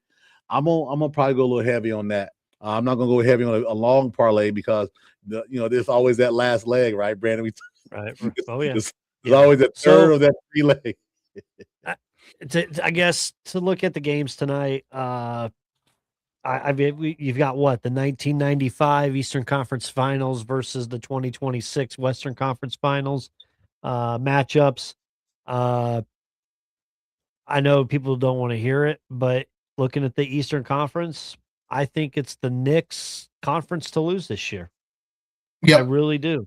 Yeah. I know Detroit's the flavor of the month, and they're playing great. I want to see when it comes more towards playoff time. And I know we saw how they did against the Knicks previously in the last series. They lose 4-1 last year, I think it was. 4-2. 4-2. So, but yeah, I think it's the Knicks Eastern Conference this year to lose. I would agree. I couldn't disagree more. I've been on Detroit since the Knicks series last year. One of the things we talked about was the offseason. What are they going to do? They lost the gambler, and they lost the other guy as well. The other guard. They picked up Duncan Robinson. People laughed at me. Oh, because I called him Jimmy Neutron, right? Because he looks just like Jimmy Neutron. Right. Duncan Robinson right now has started every game for the Detroit Pistons this year. He's playing 31 minutes a game, averaging 12.5 points. He's shooting just over 40% from threes. And the guy is not a crazy liability on defense. I've said it, and I've said it, and I've said it. He is the reason in why they're going to be able to look to do something with Jaden Ivey before the trade deadline. This team is playing 11 guys at 20 minutes a game. 20 minutes a game. Not 17, not 40, 20 minutes a game, led by their best player, Cade Cunningham. I believe that you look to do something with Jaden Ivey, and you've got enough young talent to where you're going to be so good. The 29th pick in the draft next year isn't going to be much for you. I think you parlay something with Jaden Ivey. And mind you, he's in a this is a decision year for him. They've had an opportunity to extend him. They're not going to. He's got next year. He'd be a lame guy. But this team does not fit well for Jaden Ivey. I love him because his mama played for the Fever, and he's kind of an Indiana-ish guy, right? But the play of Duncan Robinson has given them the ability to say, bye, Jaden Ivey. And I'll say this, Isaiah Stewart, the craziest NBA player in the league. Last night, 7-9 from the field, 2 for the free throw line, 17 points, and no one wants to mess with him. And don't forget, Jalen Duren has absolutely taken a huge leap in all pieces of his game. You've got Asar Thompson, who's an athletic freak, and you've got a coach. Man, is everybody in the league afraid of Detroit, from their coach to Stewart to how they play? That's the thing about Detroit. They are an intimidating team, and I'm not talking about an 88 Pistons intimidating. They can score. They can get up and down the court. And if you've seen Asar Thompson play, hey, remember we talked about Scott Steiner, right? The genetic freak. Asar Thompson is a genetic freak. This dude is way more athletic than his brother. It sounds like you're saying they should get Giannis. No, they shouldn't do it. No, you're not going to get Giannis for. I think you're taking a step back. You go that route. I think they add depth, right? I think they add a great role player, like a veteran. You know who I would like to see? Ron James. You said they're giving us. You said role player. No, my guy from Lawrence North High School. No, Greg Oden. That's what I was about to say. Mike Conley. Mike Conley, and here's why: he's in Minnesota, not doing anything. He's never had a technical in his life. You're saying Jaden Ivey for Mike Conley? No, I'm not done yet. Damn it. What I'm saying right, is, Jaden Ivey, go. You ain't gonna go straight. Come on. But you got a guy, right? A guy like Conley, he's never had a tech in an 18-year career. He's a calming presence. He's not going to embarrass you. And imagine they would probably put his locker right next to Stewart's. And there's no way you can lose by bringing in a guy like Mike Conley. Yeah, he's not going to give you 25 minutes a game. They don't need that. They need a steadying hand on the bench and the guy who balances out. I like what Mike Conley could give to the Detroit Pistons, and I'm just saying it, man. The Detroit Pistons they have out everything. Karis LeVert, who I've always liked. Hell, even Ronald Holland's playing pretty damn good. Yeah, and Tobias, maybe you trade Tobias Harris as well, right? Because he's on the back end of his career. He's still a good player, but he's not an impactful player. I would say Tobias Harris, Jaden Ivey, and you work something around to add some depth for your backcourt. That's what I would say with the Detroit Pistons. So, I mean, at that point, I don't know. What do you get at that point if you're not trading to put another guy next to Cunningham and Duran? They've got guys, right? That's what I'm saying. What I'm saying is, if you're going to trade Ivy and Tobias, what are you getting back? Give me a name.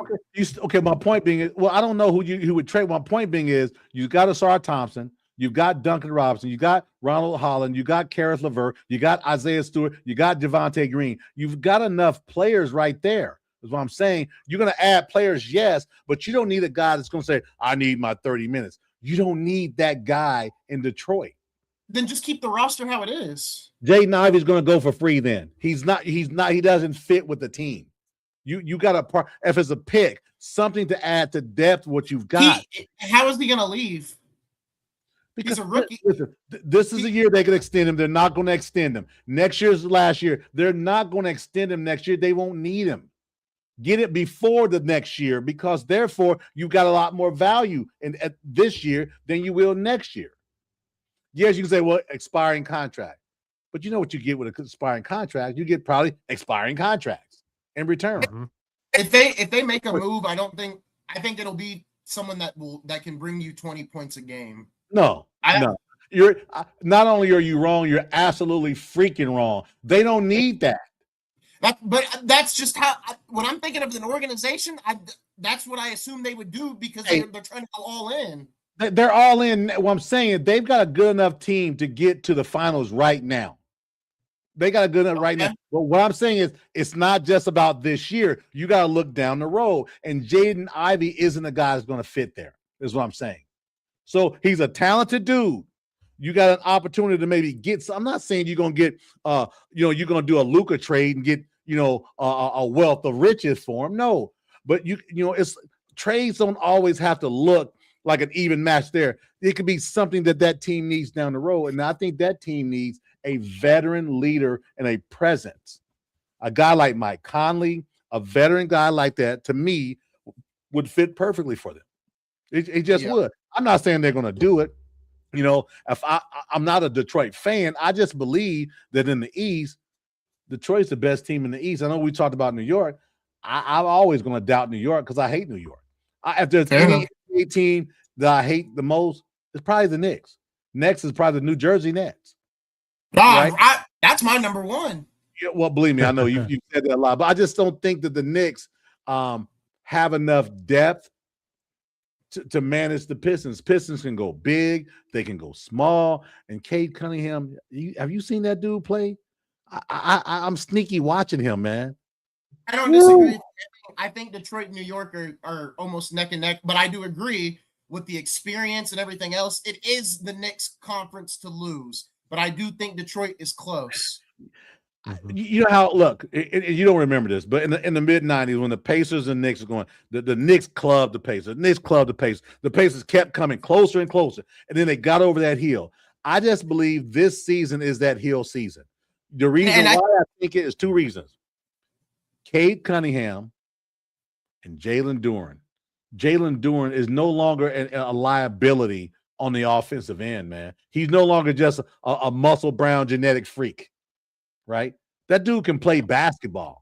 I owe Jalen Durham my life. I'm not, man. I'm telling you, I like the Detroit Pistons, man. I do too. I think my only reasoning for saying it's the next conference to lose is when you look at Detroit, this thing's just getting started. They're going to have years of competing. For New York, if they don't get to the finals, and honestly, if you don't get to the finals, I'm not going to say win. If you don't get to the finals, you can't go into next year with the same roster. I in my opinion, that window only starts to close even more the more and more you get to the doorstep of the finals, but can't kick the door. If you get what I'm saying. We had the same conversation about Oklahoma City this last year. As much as I love, not love, I guess. Let me rephrase that. As much as I like New York this year, like DeCoste said, to get over that hump to do it, I'm still have reservations on it just because it's Mike Brown coaching the team. I'm looking at their roster. Look, hey, okay, Isaiah, because you can share a screen. Share the Knicks roster, man. Tell me what you see. Yes, you got Cat, and yeah, you got Brunson. And here's why I say the Knicks aren't a championship team, because when the playoffs come, those two guys are going to probably get about 70 to 75 points. That's going to be a problem. You got Brunson and Cat, and you got the same thing they did last year. I disagree. Well, okay, I'm just giving you the facts of what they did. I know, but my feelings don't matter. What they did when they played a team that was level to them last season, they defaulted to those two players. And the fact that I'll throw at you is they had a coach that would play the starting five 38 minutes a game, 40 minutes a game. Mike Brown is great. Mike Brown is great. I'm glad you said that. Let's look at their roster. Who else is going to be their scorer? You tell me. Clarkson. We saw McBride show up when Bridges. He needed to be. Everybody gets 7 points a game. I get that. I'm talking about who can get 25 out of those guys other than OG Anunoby and Bridges can give you 25 points if you need them to. You must not have saw the Pacers and the New York Knicks last year how Mikal Bridges played. Well, just because you're shitty last year doesn't mean. But like we I'm just going by what I saw.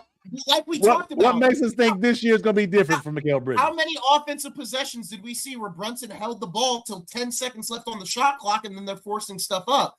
When I've watched this Knicks teams this year, there's more set plays, more set actions to get other guys involved. I got to give it to you. You're 100% right. Wait till the playoffs come. Things are going to shrink. Your rotation is going to shrink, and when you're in the playoffs, you go back to what you know. And that's why there's no way I'm trusting the Knicks to do anything, because their big money guys are going to go back to what they know. Step back threes from Cat and pounding the ball from your point guard. I'm just listen. I can't wait till April comes and we can see and we can go back to this. But I'm telling you now, the Knicks don't have a chance with the Detroit Pistons. New York has a better head coach that fits this roster better. Their biggest issue is Mitchell Robinson. If he is not healthy, then I agree with you. I think Duren is going to tear them up because you need Robinson. Him and Cat go well together because they're two different centers. I think Duren will play well against Cat. I think he'd have trouble with Mitchell Robinson, but he's very strong. I think he'll still do fine. Go to the statistical data, then we can move on to another one. Because I love their pictures. That's great. They're nice looking guys. I want to look at what they do on the court. You said you wanted the roster. I just need. That matters. This is GQ. I want to see what they're doing. Okay, so look at what they're doing now, right? So look at where they are, and that's all I'm saying, right? Somebody's got to score, and you look at this. There's not a guy on that team that can consist. You say we need 23 out of you, and you're going to get than those two. I don't need help, New York. That's all I'm saying. Yeah. Just scroll. Keep scrolling. The scoring isn't as bad as you would think. I mean, it's spread out. I mean, yeah, Brunson's putting up 28, but here's the thing: Brunson's putting up 28. How many shots? I'll look. What I'm saying is Brunson's averaging 28. That's ninth in the NBA. There's 8 other guys that are putting up like 30. We're talking about the Knicks and the Eastern Finals. I'm just bringing up the stat because I find it interesting. That's all I'm saying. And it's very interesting, right? Keep on scrolling. You see Mikal Bridges, he did that last year in the regular season. He was That's fine invisible in the playoffs. That's What's what wrong I'm with saying. 6? What's wrong with 16 and a half? Listen, in the regular seasons, it's great, but it matters in the playoffs. He didn't do that in the playoffs, and he played enough minutes. He was in the rotation.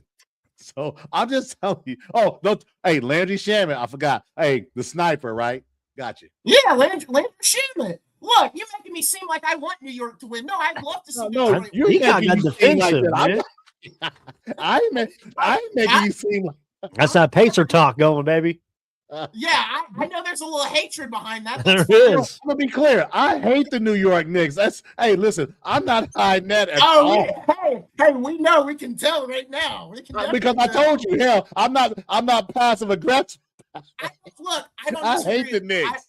I watched the Knicks all playoffs. I do think Mike Brown. This is going to be interesting for Mike Brown. This is the same guy that took a Golden State Warriors team in 2023 to 7 games. I think he has some experience. If he didn't have any experience, I'd be a little more nervous. But he went up against what some people would say is the greatest shooter alive. So I think he's got an opportunity here. I love Mike Brown. I wish he wouldn't have went to the Knicks. I think he's too good of a human being to be in a rat-infested city like New York. I just do.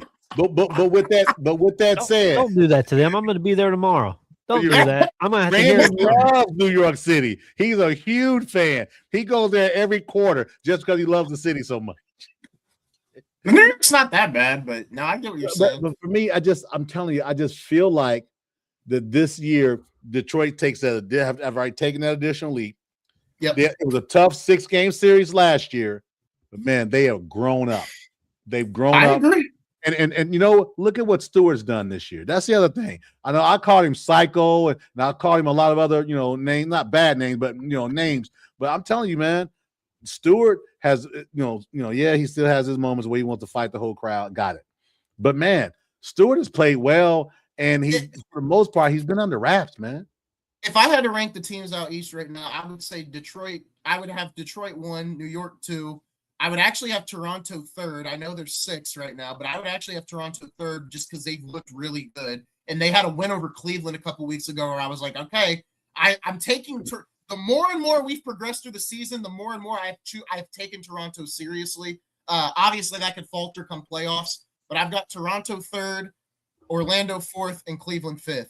And yes, Darrell, I've got Boston slotted in at 6. As a wild card. Let's keep seeing how this rolls. But yes, I admit Boston looks pretty good. All right, hey, I'm not saying they look horrible. Can I keep on Detroit? Do you know Isaiah Stewart is shooting 40% from 3? How many shots? 5. 2 or maybe 3. I don't know. 40.2%. Every year he's been in the league, his 3-point percentage has gone up. I didn't know that. I had no idea. 40.7% right now this season. Yeah. That's pretty damn good, man. Brendan, I want to ask you about Atlanta because that's another team we talked about yesterday. I think me and Darrell are kind of in the agreement that if Giannis would go anywhere right now, it would probably be Atlanta. They've got a lot of assets. They've got the pick from New Orleans, which is in the top 3. Trae Young, I think you trade Trae Young at this point because look how good Jalen Johnson's playing with Trae Young out of the lineup right now. Obviously, they're 14-12, but you see how tight the East is from second place on down. What are your thoughts on that? I know Miami is another contender for him. I think, everyone's talking about San Antonio and Oklahoma City. That's fine. I know they have the assets, but I think really I'd like to see Giannis stay in the East. And I think Miami and Atlanta, and then obviously Detroit a little bit are in contention for him. No, I don't want him. I don't want him on the Lakers. No. Actually. I said, of course, you'd want him to stay in the East as a Lakers fan. Oh, yeah. Somebody tried to say I want him in LA, and I'm like, no. He said Armageddon if Oklahoma City gets those 2 number 1s. How dare I want Oklahoma City to be a dynasty? And I say any team other than a big market team, if it's not the Pacers, all day long and twice on Sunday, I would absolutely take Oklahoma City as a dynasty. Atlanta, I think that's interesting. I heard you guys talking about him yesterday as a destination spot. I think Atlanta screwed that all completely up way back when they took.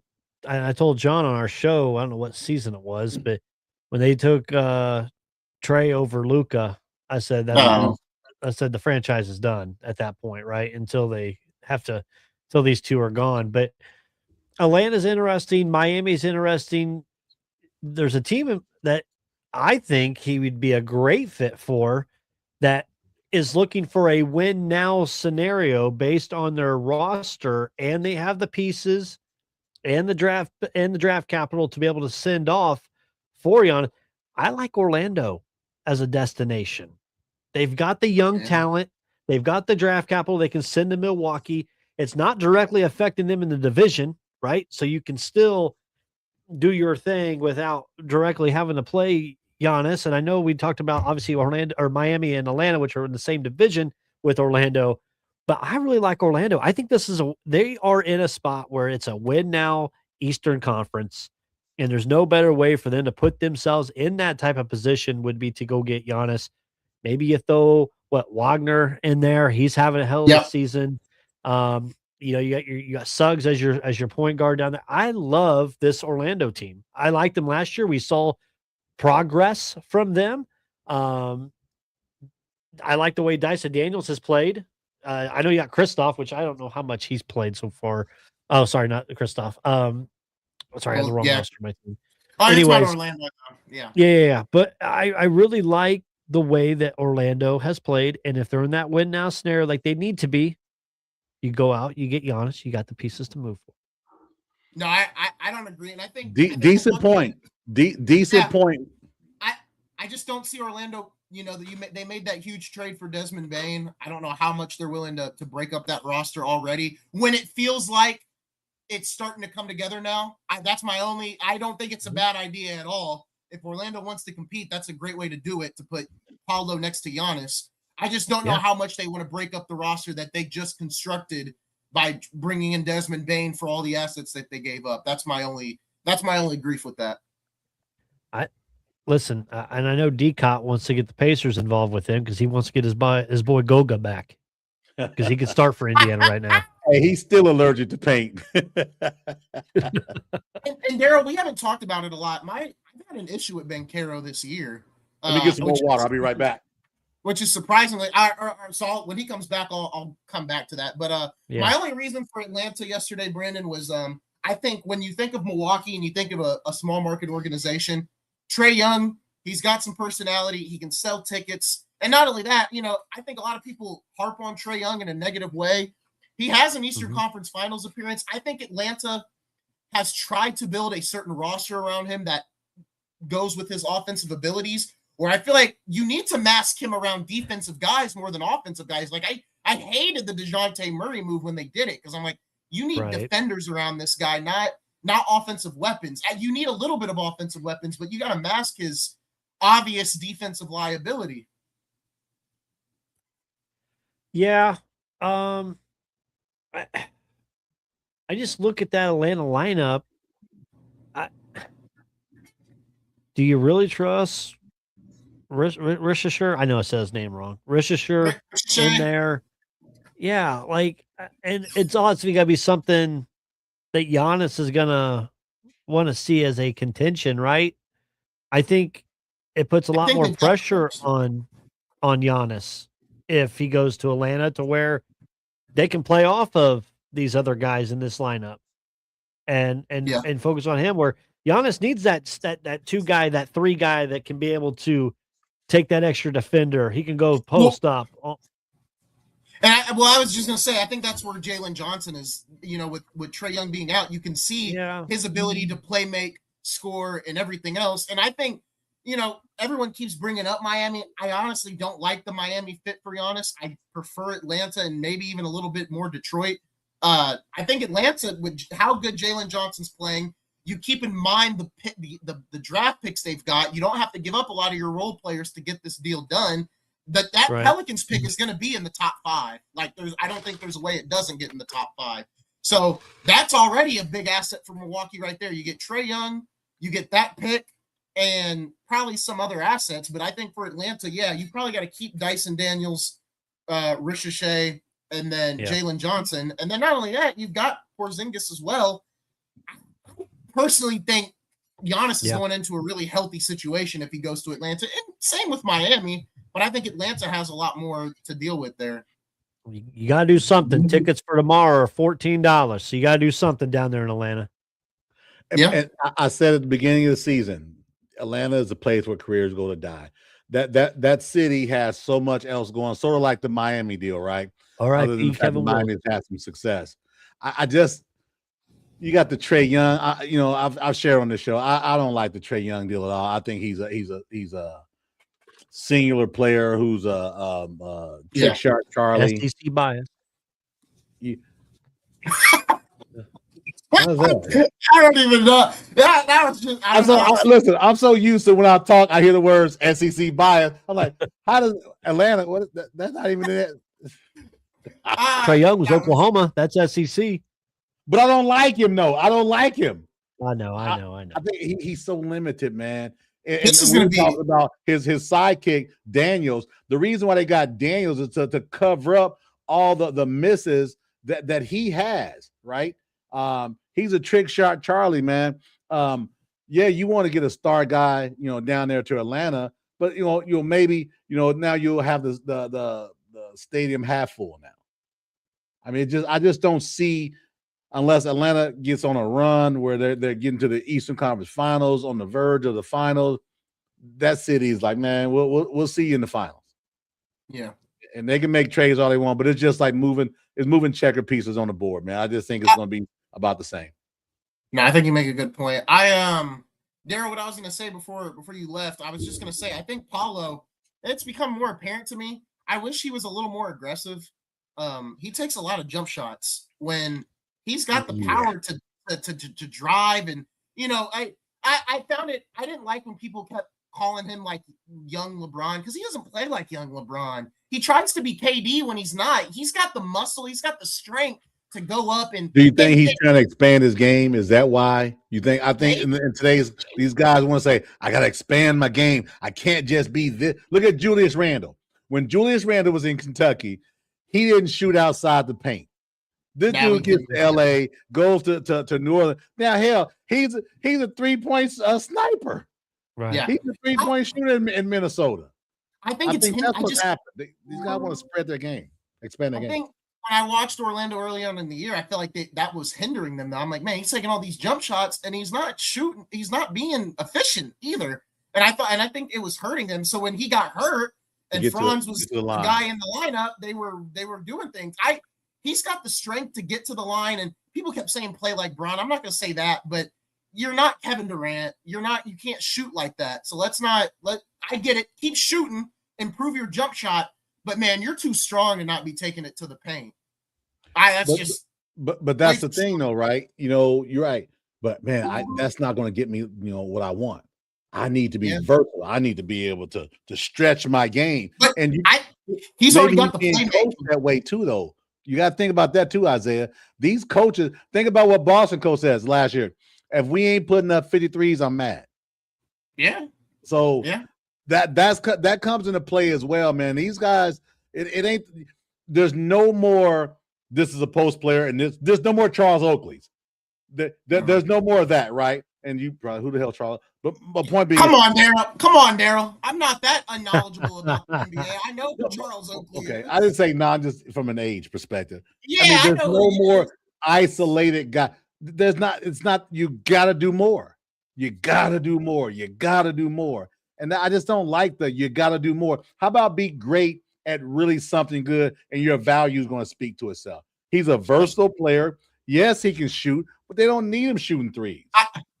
I think this deadline is going to be amazing. Like, think of the names that are rumored, right? You got Giannis, LaMelo, Ja, Zion, AD, Trae Young.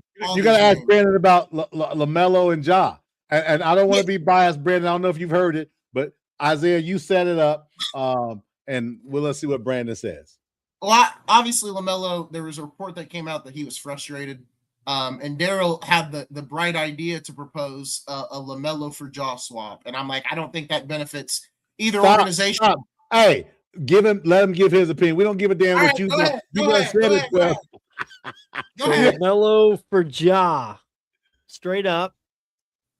Money's about right, too, by the way. Money's very close. Okay. I think a change of scenery for both of them is ideal. I think Memphis, it'd be a huge win for Memphis over Charlotte. Yeah. Fair enough, but to your point, they both need to change the scenery. They're 100%. both unhappy where they are on teams. I don't that think aren't gonna do Jaws anything. happy playing basketball. Yeah, I really don't. I don't think That's all basketball I'm is his saying. thing anymore. And that was my deal, right? I do absolutely think that LaMelo is a more talented guy, but I don't think either one of them are winning players, though. I don't think either are winning players. And I said this too. I've never heard a more disrespectful player when I go to games than LaMelo Ball. This dude cusses everybody out. N-word this, MF this. He is so I wouldn't listen. I don't give a damn if he scored 45 points a game and 20 assists a game. I wouldn't want him on my team. He's got more tattoos than games played. Stop it. Damn. I just don't, man. This isn't what someone told me. I've heard this guy. He's so disrespectful. And John's very disrespectful too. He's just disrespectful to the game. But it just seems like, hey, we're in small market cities, two miserable stars, flip them. There you go. What can it hurt? What could it hurt Memphis, or what could it hurt Charlotte? You tell me. It definitely benefits Memphis. If I'm Charlotte, I'm trying to get a third team involved so I don't have to take Jaw. Right. I think Jaw's more of a detriment than Melo, just because one, Jaw's regressing. I get it. I get what you're saying about Melo. I agreed with you on that. But you still can't deny what he brings to the court in a playmaking standpoint and other standpoints as well. I agree. I disagree. I don't think he's a playmaker. More shots than any point guard in the league is not playmaking. He's a great playmaker. I guess you could tell me that all day long, but I want to see him being a playmaker, meaning getting other guys better. Dude, you can't be the point guard in the league that has the most shots of any point guard and then say he's a playmaker. That's an oxymoron. Look, I get it, but I know you love. Listen, I know y'all both light skinned. I know you love it. Got it. Fair enough. Got it. That's not true. But the Can we claim him? I'm claiming him. Show me he's a playmaker, man. Fair enough. Hey, John will dunk on you. Ooh, look at that. He'll shoot you too. They're match made in heaven, man. You trade those guys out and let them just ride their contracts. We'll see. Neither are winning players. Yeah. I think, like I said, I think it would be. That light skin bias. That's what that was. See, now I know. You see how I'm smiling, Brandon? Uh-huh. I smile like this all the time during the show. What are we talking about? The light skin bias. Damn. That's not true. If that was the case, I'd be a Mahomes fan. So no, not the case at all. Hey, you got me off track. You know what? Hold on. I'll be right back. Just for that, I gotta. Just real quick. But it's true. There's no bias over here unless you're wearing a Lakers jersey, and maybe a Pacers jersey as well. But final thoughts on the NBA, and then we'll wrap this stream up. Thank you guys for watching the stream. And it is. You got to pay some bills, man. You got to pay some bills. It is snowing. I do want to give a shout out to Matt Gaddis, our State Farm agent sponsor, and then Wired to the Nines as well. If you need any low voltage wiring help, make sure to contact Wired to the Nines at wiredtothenines@yahoo.com. Thank you guys for waiting out the storm with us. The storm still has a long ways to go. We are going to be on for a couple more minutes here, wrap up our NBA talk, and then obviously talk about John Cena, his final match tonight, officially calling it quits. Going to be hard for me tonight. Going to be a hard watch, but it'll be fun to watch for sure. Final thoughts on the NBA, and then we'll move over to some wrestling talk. Go Pacers. Pacers keep playing hard. They played hard last night against Philly. listen, I hate saying I'm okay with the Pacers losing. I hate saying that. But man, I'm Tank, okay baby, with it, man. tank, They baby, are the 2025 version of the Golden State Warriors in 2019 or whatever year that was. Mm-hmm. Keep on going, boys. Keep playing hard. But I'm play a lot, play Furphy a lot because the fans like him and he doesn't offer much. And then make sure that that TJ is spinning around and doing his spazzing out. That's great. I just wanted to play hard. Close losses, I'm okay with. Brandon, any final thoughts? Yeah. At this point, I'm ready for the Pacers just to get through the season and let's get a top 5 draft pick and see what we can add to that piece. That's there. And where's my colleague? I'll start watching NBA a lot more after Christmas Day. Once Christmas Day when it starts. And I got to talk about it for in that voice too. Yeah, I mean, I don't get much out of him for NBA, but no, I'm interested to see if OKC can set the record and wins. I think they got the ability to. It's just a matter of staying healthy. I also think as they get kind of close there in March and April, late February, early March, I think you kind of start to see some rest from their players, their main guys. Yeah. See, I said that too. Yeah, they'll have a big enough lead that they can be able to do that. Yeah, good point. Final thoughts. Go Pacers. Obviously, keep tanking. Do what you got to do. They're not tanking. Stop saying that. KP, Kevin Pritchard, if you're watching, it's time to pull Pascal and Nembhard and all those guys out of the lineup. It's time to do your due diligence. Los Angeles Clippers, please. You got to make some moves. We got to avoid the crisis that is ravaging the NBA right now with the Thunder. So you got to get that done. Clippers got to start winning some basketball games for sure. But that's all I really got. And go Lakers, even though there is a ceiling. There definitely is a ceiling. But let's end this stream off, guys, with one last thing. John Cena, definitely big in my childhood. Calling it quits tonight. His last match happening tonight. And you know what? I'm kind of shocked to see the love you guys have for Cena, because a lot of guys, your guys' age, really don't like Cena. No, man, we love John Cena. What are you talking about? A lot of people that I know that are adults, 30s, 40s, I'm not guessing ages, I'm just saying, really don't like Cena. Never were a fan of Cena. So love John Cena, man. What cooler than a guy wearing jean shorts, wristbands around his calves, forearms. You can't see me. Man, love it. Love it to death, man. The AA, come on, man. Yeah. That's better than the Hulk Hogan leg drop. I watched the pay-per-view where he announced like 2025, this is gonna be my last year. Couldn't believe it because I didn't think that was coming. And then it's crazy. It's already been a full year. Because I knew this day was happening, and it's crazy that we're finally here. And he even said any appearances he makes on WWE TV after this day going forward, he's not going to wear the getup anymore. He's just going to wear a suit. That's going to be so weird. So weird. He's the only guy I know that can wear a headband for an arm on his bicep, and it's still tight, right? So hey, listen, I'm representing the GOAT tonight, so yes, sir. I'm looking forward to it. I've got my also 17 never seen 17 t-shirt for Cena. Been there since the beginning with Cena until 02, 03, I think it was. I was a senior in high school when Cena first came around.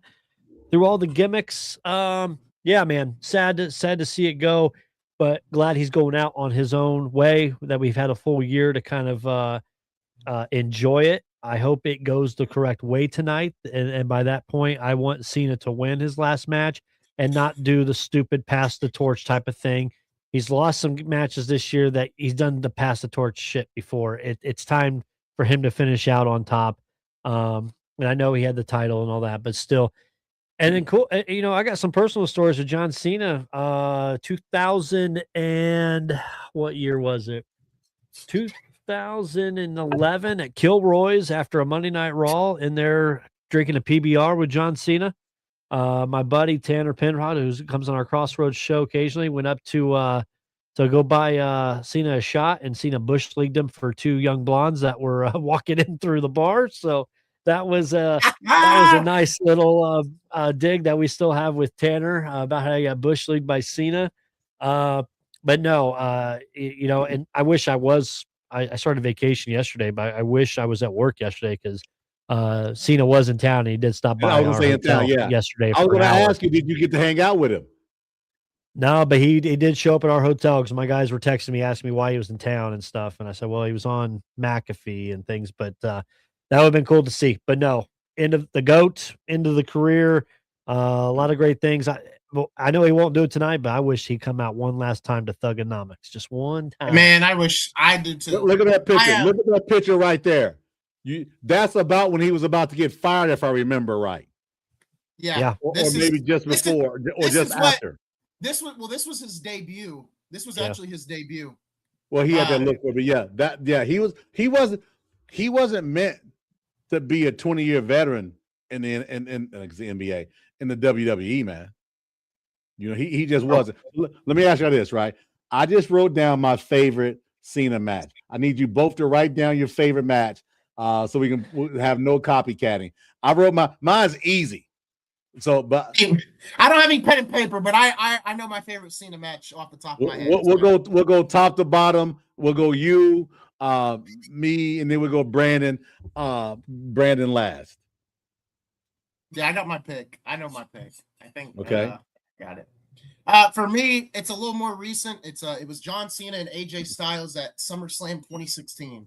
That's probably my favorite match with him. And he kind of made me an AJ Styles fan at that point because, obviously Styles did a lot of stuff in other companies, and then he got to the WWE, and it's like, man, this guy can wrestle. So they had a great trilogy as well.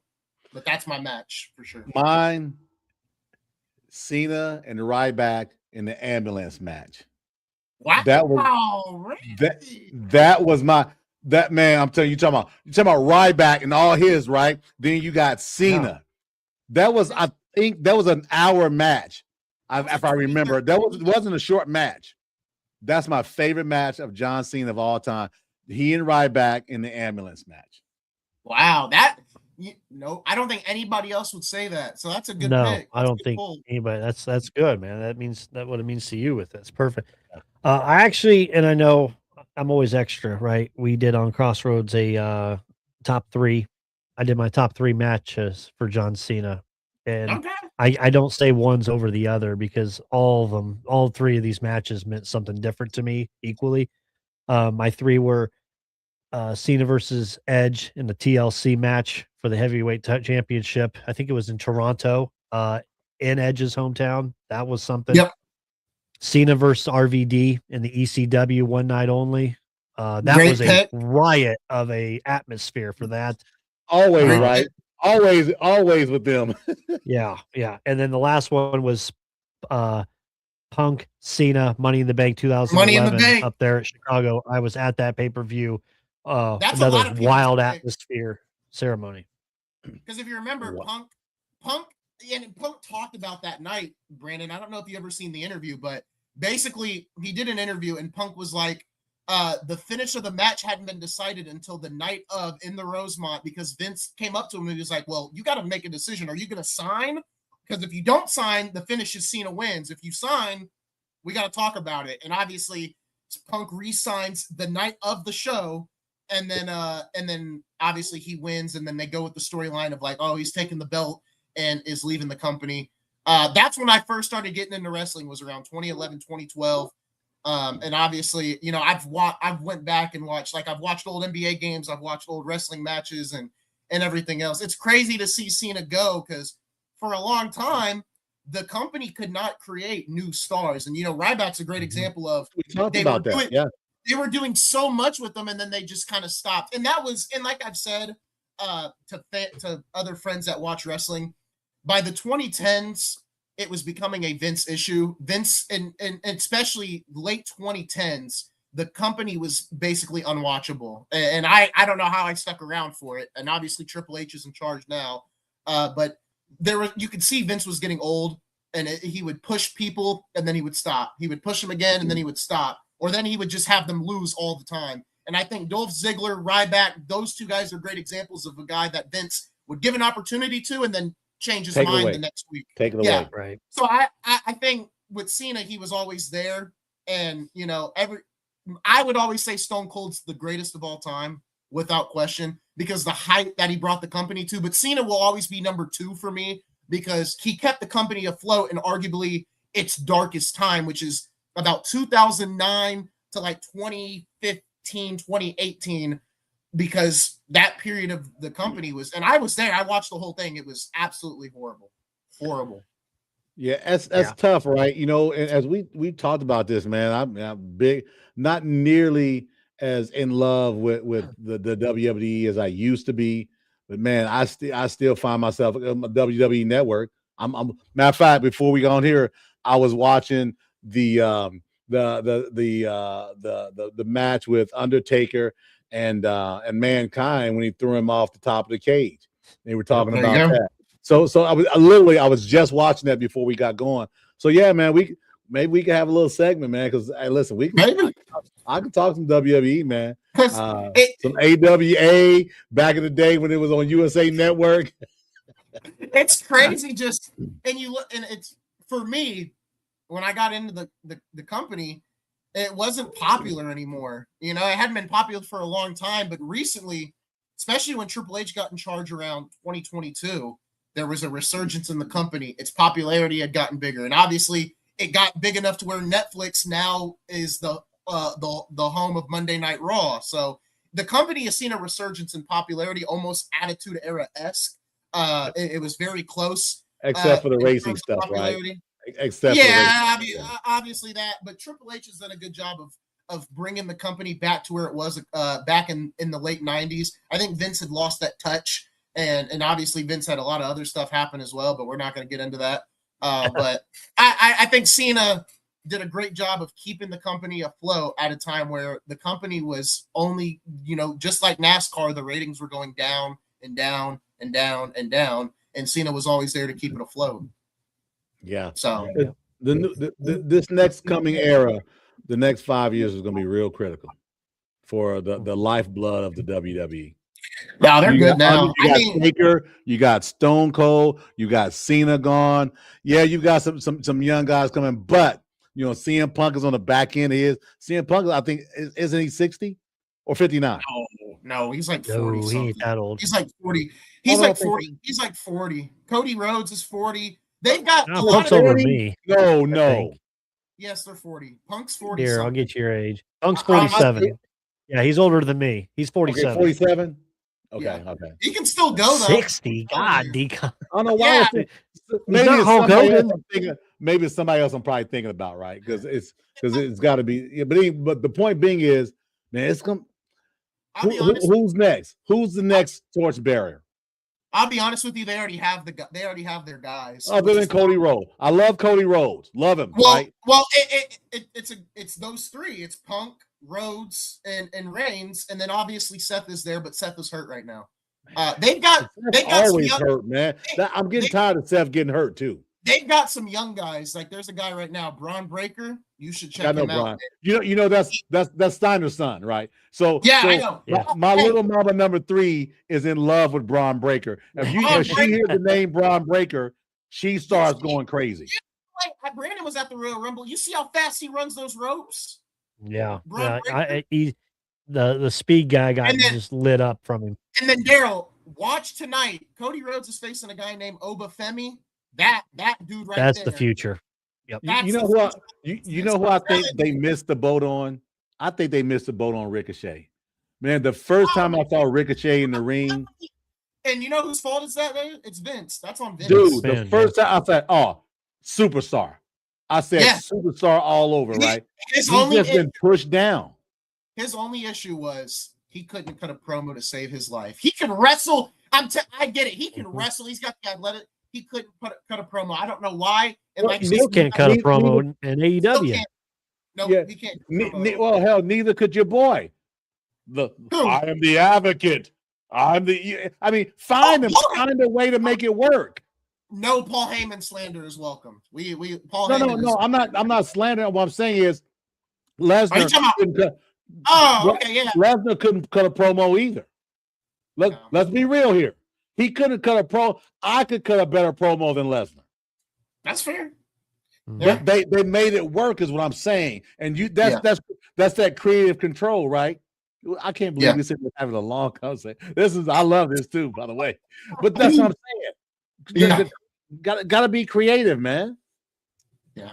Yep. No, I'm not as into wrestling as I was probably about, I want to say 6 months ago. The company's definitely gotten a little colder. It's not as hot as it was maybe about a year and a half ago.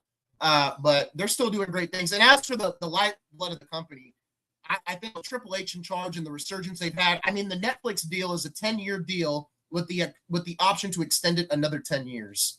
They're going to be all right. And we'll find out. All their pay-per-views are exclusive to ESPN now. Like they've just signed big new money deals with everybody. But tonight, if you want to watch Cena retire, it's on Peacock Saturday night's main event. It's a Peacock exclusive. Yeah, I'll find it tonight. Isn't it crazy when you look at ESPN and you see them do a promo for WWE? Does anybody, as a veteran guy, that just it gives me the heebie-jeebies.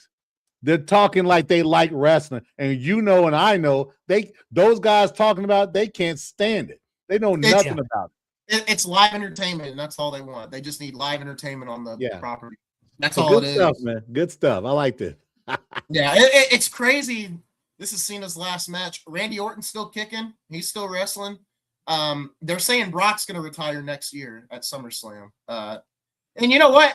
I wouldn't be surprised if they have Brock lose to Gunther and Gunther retires him too. Because I'm telling you right now, Brandon, Cena is too unselfish of a guy. He's going to let Gunther win. I know. That's but you know the frustrating part.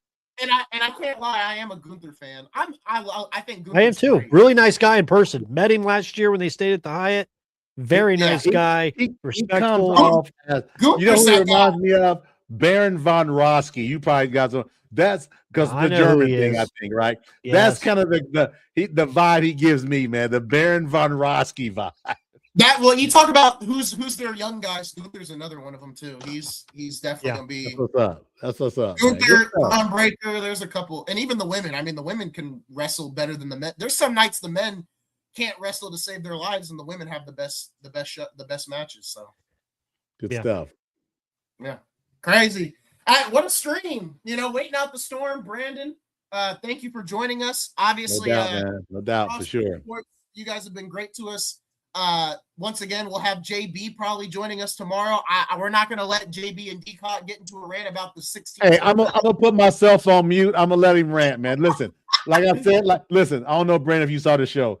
I said my guys brought me back years ago, and I said even on our show, they let me go in on all my topics I want to hit on. Didn't interrupt me, and that kind of gave me the fuel to be where we are, right? And Brandon, if you remember. You and I had a personal conversation a couple of years. I say, man, I'm thinking about some things, and you say, whatever I can do to help, hey, by all means. And you've been right there. You guys have been right there for sure. So, yeah, because I know that JB has some conversation about NBA he wants to share. I just want to sit back and watch because the NBA is my third favorite sport anyway. So I want to sit back and watch. Yep. Oh, yeah. He'll be ready to go. Awesome. Brandon, be ready, Isaiah. I'm good. I'll be ready to go. Brandon, you got any final thoughts before we get out of here? No. Tuning in our pod last night was our latest show. Not sure if we're gonna be able to do one next week. I get back late in the week, and then I've got things going on in the evening, so we may not do until next weekend. But now just looking forward to spend some time away with my wife, away from everything for a little bit. Enjoy Christmas in New York City, and get ready for these college football playoff games next weekend. Definitely. Good deal, man. Appreciate you being on as always, man. Appreciate it. Thanks, guys. Yeah, we definitely appreciate it. Thank you, Brandon. Darrell, thank you for always, being here for the show.